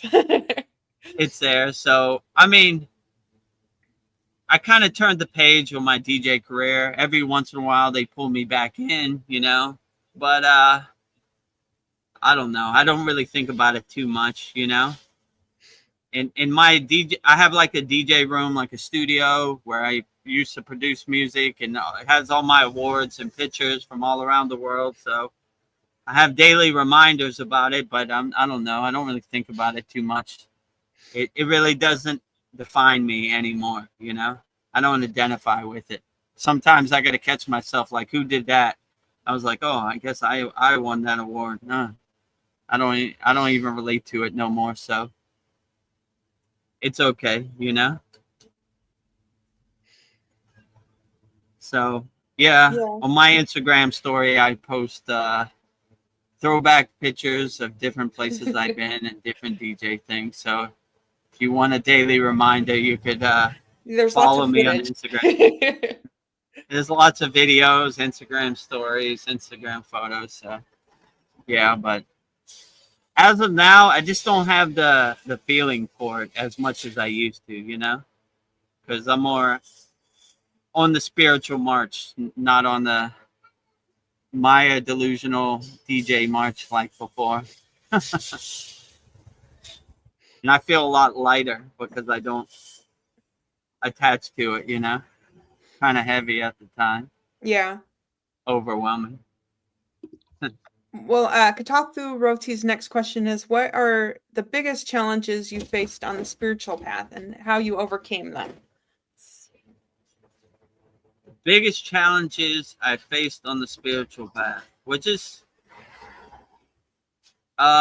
surrendering, like getting out my own way, overthinking things, trying to be perfect with all the kriyas or asanas or meditation I did, being too serious, being too rigid, being too stiff. You know, once I realized that yoga is an enjoyable thing, it should be blissful, it should be comfortable, it should be relaxing, then my yogic practice became more blissful, you know, breathing into your spine when you do the asanas, you know, enjoying the asanas, breathing, you know. So yeah, once I realized this, all the challenges that I thought or I had made up in my mind became less of a pull, you know. It became more of a blissful, happy experience. Like when I go out into the Maya delusional world, I miss my meditation cushion at this point. But yeah, so I don't know. I enjoy yoga. Nothing's really a challenge. It's a beautiful thing to be a Kriya yogi every day. So I don't take it for granted. I enjoy it to the fullest. Like Paul said, I'm a bogar. I'm a boganantar. I'm an enjoyer. Yes. So not too many challenges, you know. Most of the challenges are Maya delusional world based, which doesn't matter anyway. So unless I care, I don't really care what other people think of my spiritual practice, so or my sadhana. So when you have that mindset, it's between you and God. What other people say outside you doesn't really matter, because you're walking your own solo path. It's tailor-made and individualized for yourself. So what other people say doesn't matter. Okay, my next question for you is, do you think the government, cabal, etc., know about Kriya and might use it for their own benefit if possible? Is there a negative aspect of spirituality that people use for their own benefit, like money? I mean, I would think, I mean, I don't know. I've never been a member of the cabal, so I don't really know what they're thinking, but I don't know. Their playbook is more fear-based and more lower emotion, lower frequency. You know, I think Kriya Yoga, they're against it, because that you begin to realize your own inner potential. Like, why do you need the government when you could go to your happy place whenever you close your eyes? So I think they don't want you to use Kriya. They don't want anything to do with Kriya. They want you to stay in a fear-based regurgitation of the narrative place. You know, they don't want you to realize your true inner potential. They want you to stay in a fear-based state. So I don't think they would use Kriya Yoga for their own benefit. Like, it wouldn't benefit them, because the more you do Kriya Yoga, the more you would realize how much of a liar and a trickster and a jokester they are. So they would definitely not want you to come out the veil behind the curtain of delusion. You know, they want you to stay in delusion. They don't want you to come out. So Kriya Yoga has the adverse benefit that they want. They want you to stay in fear-based. Kriya Yoga makes you a fearless yogi or yogini, so it would be no benefit to them, in my opinion. Negative. What's the second part? Is there a negative aspect of spirituality that people use to own benefit? Yeah. I mean, just go on YouTube any day, or go on, I mean, any platform. There are a bunch of misinformation about the spiritual path. If you open your third eye, you're going to let demons in. You know, it's 90% of it's misinformation. Like, let me tell you how the yogis breathe tumo in the Himalayan mountains. You know, none of it works. You know, so when they see this, hold on a second. There's somebody. Yeah. There's like a truck. Keep it moving. Yeah, keep it moving, guys. Right behind me. I'm alive. Live here. Nobody even there, you know. And she has she's selling all her, I don't know what she's selling, chicken or something, but like, yeah, all kinds of stuff. Yeah, like they have these motorcycles with a sidecar that has all kinds of stuff in Thailand. Yeah, and sounds like a ruckus going on. Yeah. Oh, she parked right there. Oh boy. No. Well, it's worth the 3-hour mark. I think we'll wrap this up in a minute. So yeah, what was I saying about money? Yeah, so there are people who take some secrets of yoga and try to monetize it and use it for their own benefit. So it happens out there. So but yeah, I don't get attached to the misinformation. Whatever resonates with you and makes you feel the best, that would be the best. So they're out there, and they know that these Kriya yogis aren't coming down from their cave to teach the real. So they could basically write their own Frankenstein script of what yoga is. So that's basically why I started the Kriya Yoga School. Yeah. Like to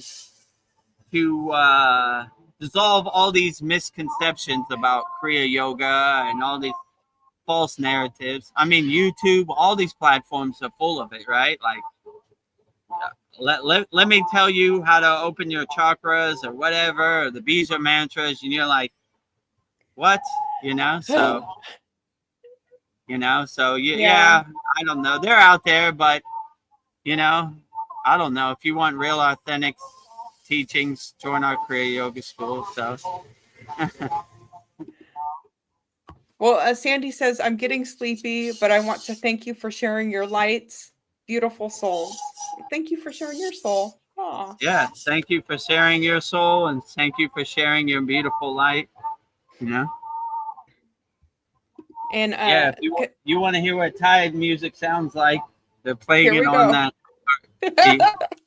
hard right behind me, right? You know. You hear it, right? Yes. Thank you for sharing your music.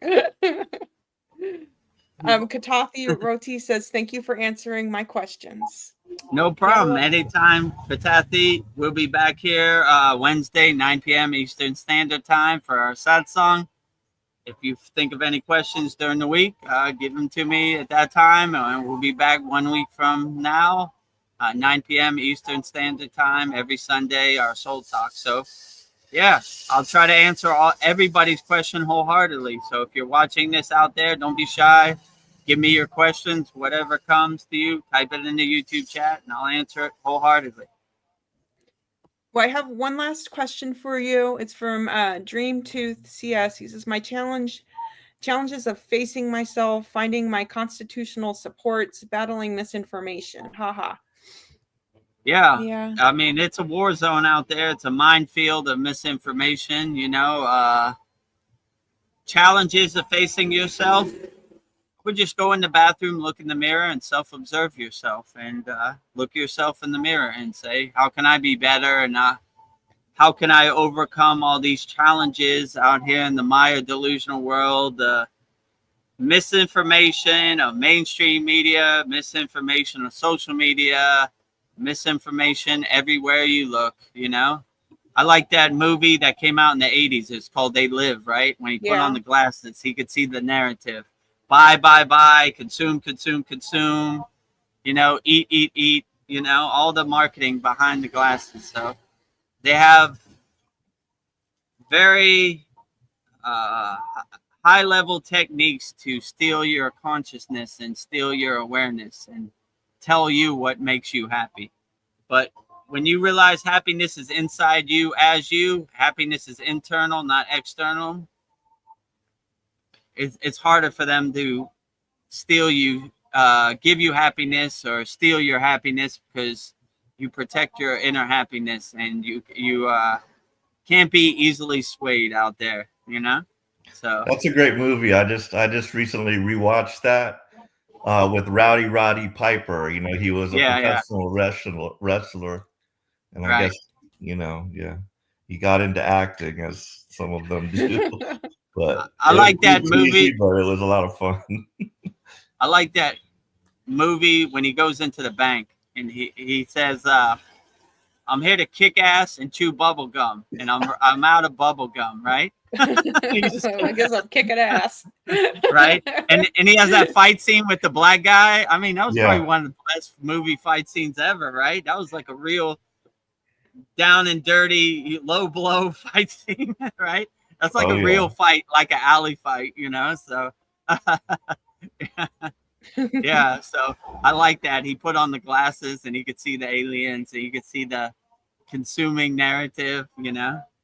Yeah, that was a good one. So, yeah, see behind the curtain, see who the Wizard of Oz really is, and you see all these challenges aren't really challenges at all. When you become self-realized, self-aware, you kind of laugh at their narrative, you know, and you realize happiness is internal, not external. So when they say, buy this Big Mac, you'll be happy, you're like, nah, that ain't gonna make me happy. That's just a piece of bread and a fake burger, you know? Or, you know, they're always trying to sell you happiness. Buy this car, you'll get lots of girls, and everybody will love you, and your neighbor will think you're cool. Buy this big pharmaceuticals. That's my favorite.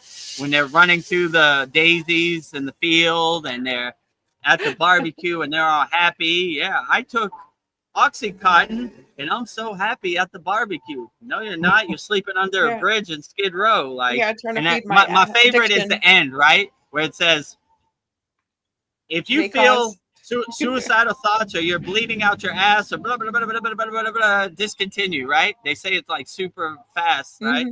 Like, what? bleeding out your ass? This pill makes you bleed out your ass? What the hell am I taking I this? thought I only had one problem. I thought it made you run through the daisy fields and happy. It brings you so much happiness. I'm at the barbecue with all my friends, and it's so great, right? If you have suicidal thoughts, discontinue. What? This makes me jump off a bridge? I'm definitely not taking this pill. So, yeah, you begin to see like they're selling you snake oil. They don't have the answers to happiness. They're selling you something they don't have, right? No pill can make you happy if you realize that happiness is internal. It's not external. So it's only a temporary band-aid. But if you have inner happiness, you carry it with you 24 hours a day.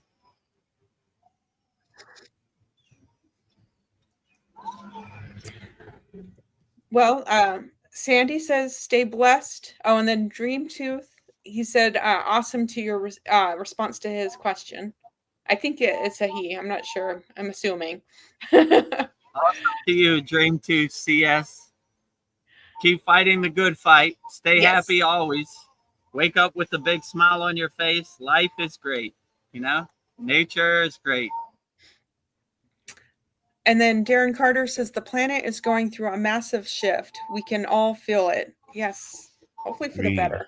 Yeah, I agree. It is going through a massive shift. Hopefully that shift is to collective consciousness and collective awareness and not to a lower frequency. But yeah, no matter what happens in this crazy Maya delusional world, always stay happy. Always help people, always have unconditional love. Come from a place of love, not from hate. And just get your popcorn and watch the Maya delusional world. Keep Mayan. Don't get attached to it. Like, whatever. There it goes again, you know. And, watch the Maya delusional circus. What'd you say in our school, Veronica? Not my circus, not my monkeys, right? Exactly. Yes. So not my circus, not my monkeys, right? So we don't get attached to it. All you got to do is have one of our members, Hassan, told a story in our class like about Ramayana Maharishi. And they were asking him, like, how can you be so blissful where there's so much war and people dying? He said, not in my universe. So make your universe, your happy place, so blissful and so enjoyable that you're unaffected by any of this Maya delusional chaos out here in the world. But yeah, it can get overwhelming at times. So I'm compassionate for it. You're constantly bombarded, being pulled in all directions, you know, by the social media slot machine, you know. So put up your shield and make your universe so blissful that you're unaffected by whatever the Maya delusional world throws at you on a daily basis. I like when they say in the yogic scriptures, even if it's the end of the world, don't let anything shake your samadhi. So like I said before, no matter how sunny it is, unshakable mountain. No matter how much it rains, unshakable mountain. No matter how much snow there is, unshakable mountain. No matter how much wind there is, unshakable mountain. No matter how much chaos there is in the UK, unshakable mountain. No matter what the president does, unshakable mountain, unshakable mountain. So unshakable.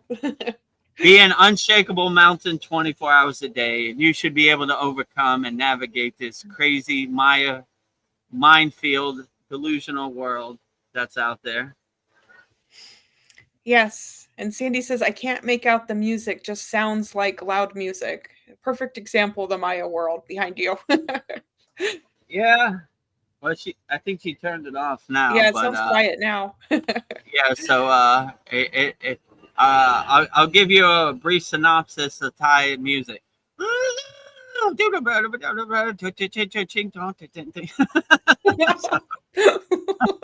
That's what it is. So I'll tell you a funny joke my father told me. You know, my father was kind of crude, and if this offends you, no harm, no foul, right? Just close your ears. So my father told me, how do Chinese people name their children? And I was like, I don't know. He said they dropped the silverware on the floor. ching chong, ching chong, ching ching ching chong. Oh, Dad. That's Thai music too, you know?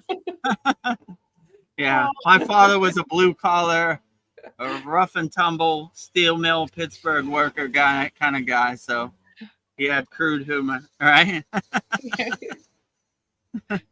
You can't laugh at yourself. Come on. That's why we have humor. Yeah.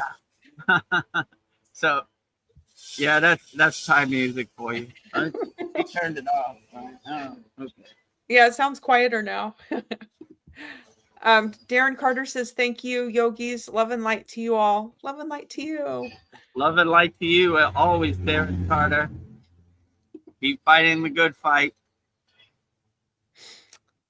And Sandy says, love and accept yourself and watch what happens. Yeah, watch what happens. Yeah, exactly. You have to start with self-love before you can love other people. Because when you love yourself, then you could radiate love out to everybody else. So, yeah, love yourself and you'd be surprised of where it leads you and takes you, you know. I could have never imagined any of this a couple years ago. And I just did my inner work and it took me wherever it took me. And here I am today, live from a Thailand beach. That's also, loving yourself is also a prerequisite to finding a partner. If you don't love yourself, then you don't have, you know. Right. When you don't love yourself, how can you love others, you know? So start by loving yourself. You'll attract other people, like-minded people, and other vibrations that resonate with your vibration a lot easier. Yeah, if you're a mess, you might be like, I don't need a project right now. Right. Sandy or you solve the world's problems, solve your own problems. Sandy says, my plant medicine cannabis has benefits and 0 of those side effects. Yes, and it's all natural for you. Yeah, why not? You know? Yeah, when I was in the Himalayan mountains, some of these sadhus smoked cannabis. Why not? You know? Yeah. They were unaffected by it. It helped get them through the day. They enjoyed it. Why not? Who am I to judge? You know? They're walking the spiritual path. So it doesn't make them less of a sadhu or less of a yogi or less of a yogini. You know? They're still self-realized beings. So, you know? If it helps get you through the day, why not? Yeah, your body knows. Listen to your body. Listen to your body. Your body knows best, for sure. Well, I think that's everything for our soul talks tonight, because I know it gets hot for you, and I think we've had a very robust soul talks tonight. Yeah, this was pretty profound today. All right. Yes. We had some good nuggets and some good insights. Yes. Okay, yeah. Let me take. Okay. Well, I guess we'll wrap up our September 21st Vedagurudev Soul Talks live from a Thailand beach with me and Veronica and Paul joining us. They're not paid actors. They're actual Kriya Yoga School Masterclass members. And so, we do this Soul Talks every Sunday, 9 p.m. Eastern Standard Time, live from a Thailand beach. Usually go 3 hours, so we'll answer all your questions wholeheartedly. And what'd Sandy say at the end? She says that this one was amazing, and I also love that Paul was here the whole time. So thank you for staying Paul stayed the whole way. Thank you for staying the whole way. Yeah. Yeah, this was a pretty profound. We had a lot of good nuggets and insights on this Soul Talks. Yes. Oh yeah, you could split this one up into a million different things. Like, are you a star seed? This, that, or the other. I could just see a lot of little and the dating. way you chop it up and put it dating. Yeah, we have a lot of good videos that will be on our YouTube channel right here at Vedagurudev. Subscribe to our YouTube channel. Watch as many videos as you can. We're trying to get our hours up. We're at 2,000 hours now, but we need to get to 3,000. So your help and support would be greatly appreciated. We have a playlist for all of our Soul Talks live streams, all of our soul talks, like questions, all of our Babaji quotes, pretty much everything. So there's over 500 log form videos on there. And tomorrow at 11 a.m. Eastern Standard Time, we'll have our Mantra Monday. And it'll be Lord Narayana, Lord Vishnu, 108 Raksha beads, 1 mala. So there's also a playlist for that, Mantra Monday. So we have a lot of profound mantras. It's good to put on right before you go to sleep. And I'll sing you into the sleeping state with all the mantras. Yes. I think we have like 7 now. Yeah, and this will be Today 8. Might be 8. This will be 8. Okay, yeah. So we have Babaji, Mataji, Shiva, Lakshmi, Lord Ganesha, Kali. Who else am I missing? Somebody. I think that's it, right? Is there any more? So first we did Babaji, Mataji, Mataji. Who was the guy a male figure after Mataji? Oh, that was Shiva. Did we say Shiva? Yeah. Dancing Shiva statue. We did Lakshmi. Kali, Lakshmi. Then Ganesha, then Kali, right? That's it, right? Kali. Yeah. Oh, and then I guess now. Yeah, Narayana now. Narayana. Okay, 7. Right? I thought we were at 8. Okay. Right when I'm wrapping up, the lady drove away with all the Thai music. All right. Oh. Should have been done it 30 minutes ago. All right. That's how, you know, what they call it, Murphy's Law. Nothing ever happens the way you want it to happen, right? Yeah. Yeah, so I guess we'll wrap it up. Yeah. Make sure you subscribe to our YouTube channel at Vedagurudev and discover the secrets of Kriya Yoga, 100% free. Join over 770 like-minded Kriya yogis and yoginis practicing Kriya Yoga, 100% free. If you want to connect with like-minded Kriya yogis and yoginis, 100% free. They have a tab called Map. You could see which yogis and yoginis are by you and use our free school as a dating app.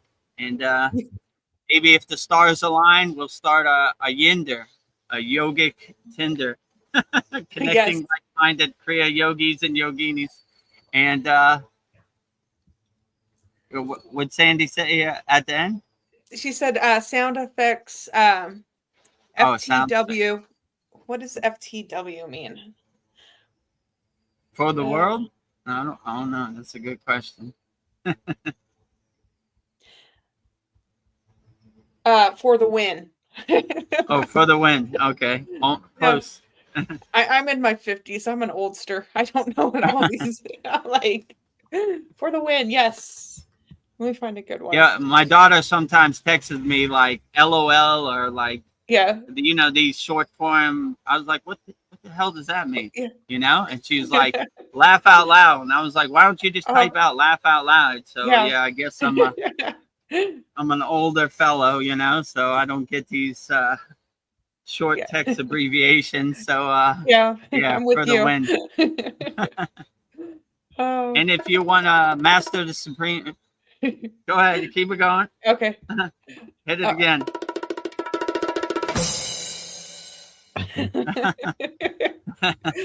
And if you want to master the supreme science of Kriya Yoga and join me, Veronica, and Paul, and all of our Kriya Yoga School members, practicing the advanced techniques of Kriya Yoga, go to kriyayogamasterclass.com. So I guess that's pretty much it. Yes. Wrapping up our... Go ahead. Sandy says she's 49, but she used to teach teenagers and knew their lingo. Then, but that was over 7 years ago. So she's been schooled. She knows the lingo. Oh yeah, I guess you can't relate to high school teenagers unless you know the emoji, the language of the text abbreviations. You know. Yes. Well, yeah. I just want to say. Oh, go ahead. Yeah, go ahead. Thank you everybody that joined our Soul Talks. that we covered here. I might be biased, but I think this is the best sat song in the universe. So thank you all for joining. So yes. Yeah, and if you want to know where to find all Kriya Yoga knowledge in one place, we have a very interactive community. Just join our free Kriya Yoga school, freekriyayogashop.com. Like I said, one of our members posts a lot of video every day. So you could find all good videos in one place. And yeah, that would be a good idea. So all the information's on the screen. Support our Kriya Yoga family. And thank you for joining us at our September 21st Vedagurudev Soul Talks live from a Thailand beach with me and Paul.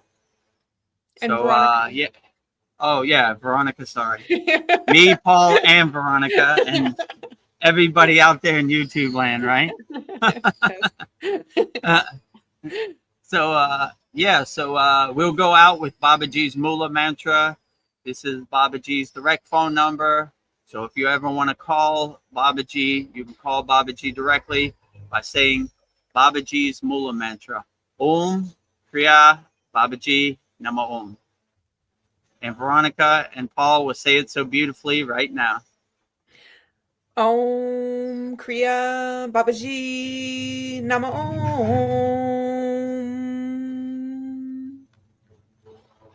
Om Kriya Babaji Nama Om.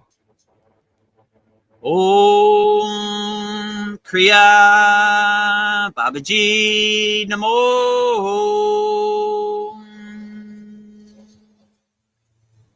And lastly, we will sing the Shanti Universal Peace Mantra, giving peace and love to all people all around the world. And Veronica and Paul will say it so beautifully right now. Om Shanti, Shanti, Shanti. Shalom. Sat Nam Sadhu Tao Em. Spirit. Swami Kami Amen Amen. Umen Selah Hom. Om.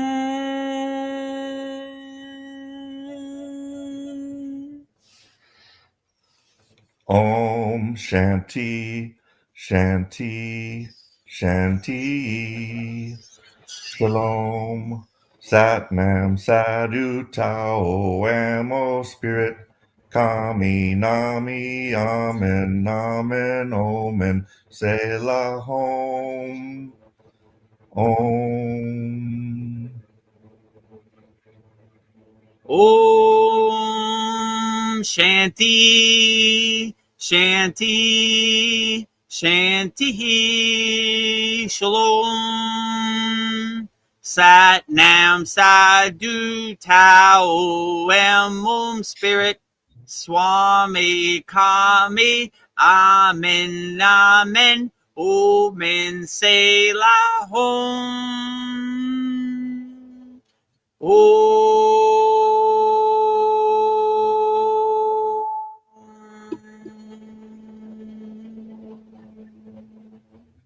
Are you feeling spiritually lost? Like you've tried everything, YouTube videos, online courses, even meditation apps, but still something is missing? Wondering, is this all there is? The world is loud and chaotic, and your soul is overwhelmed, craving inner peace, but you can't find your way back to yourself.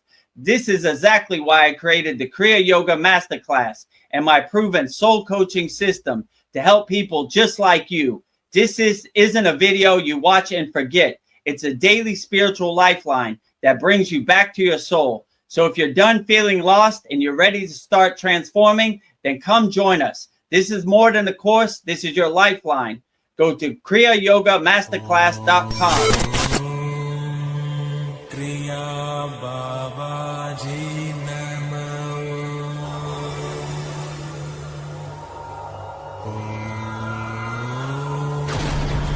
Kriya Babaji Nama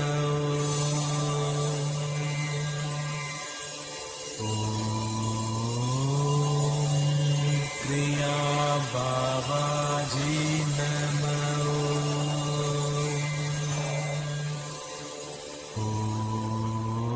Om Kriya Babaji Namo.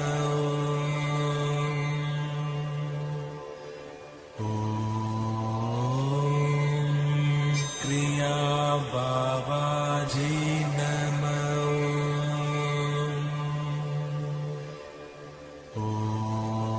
Om Kriya Babaji Namo.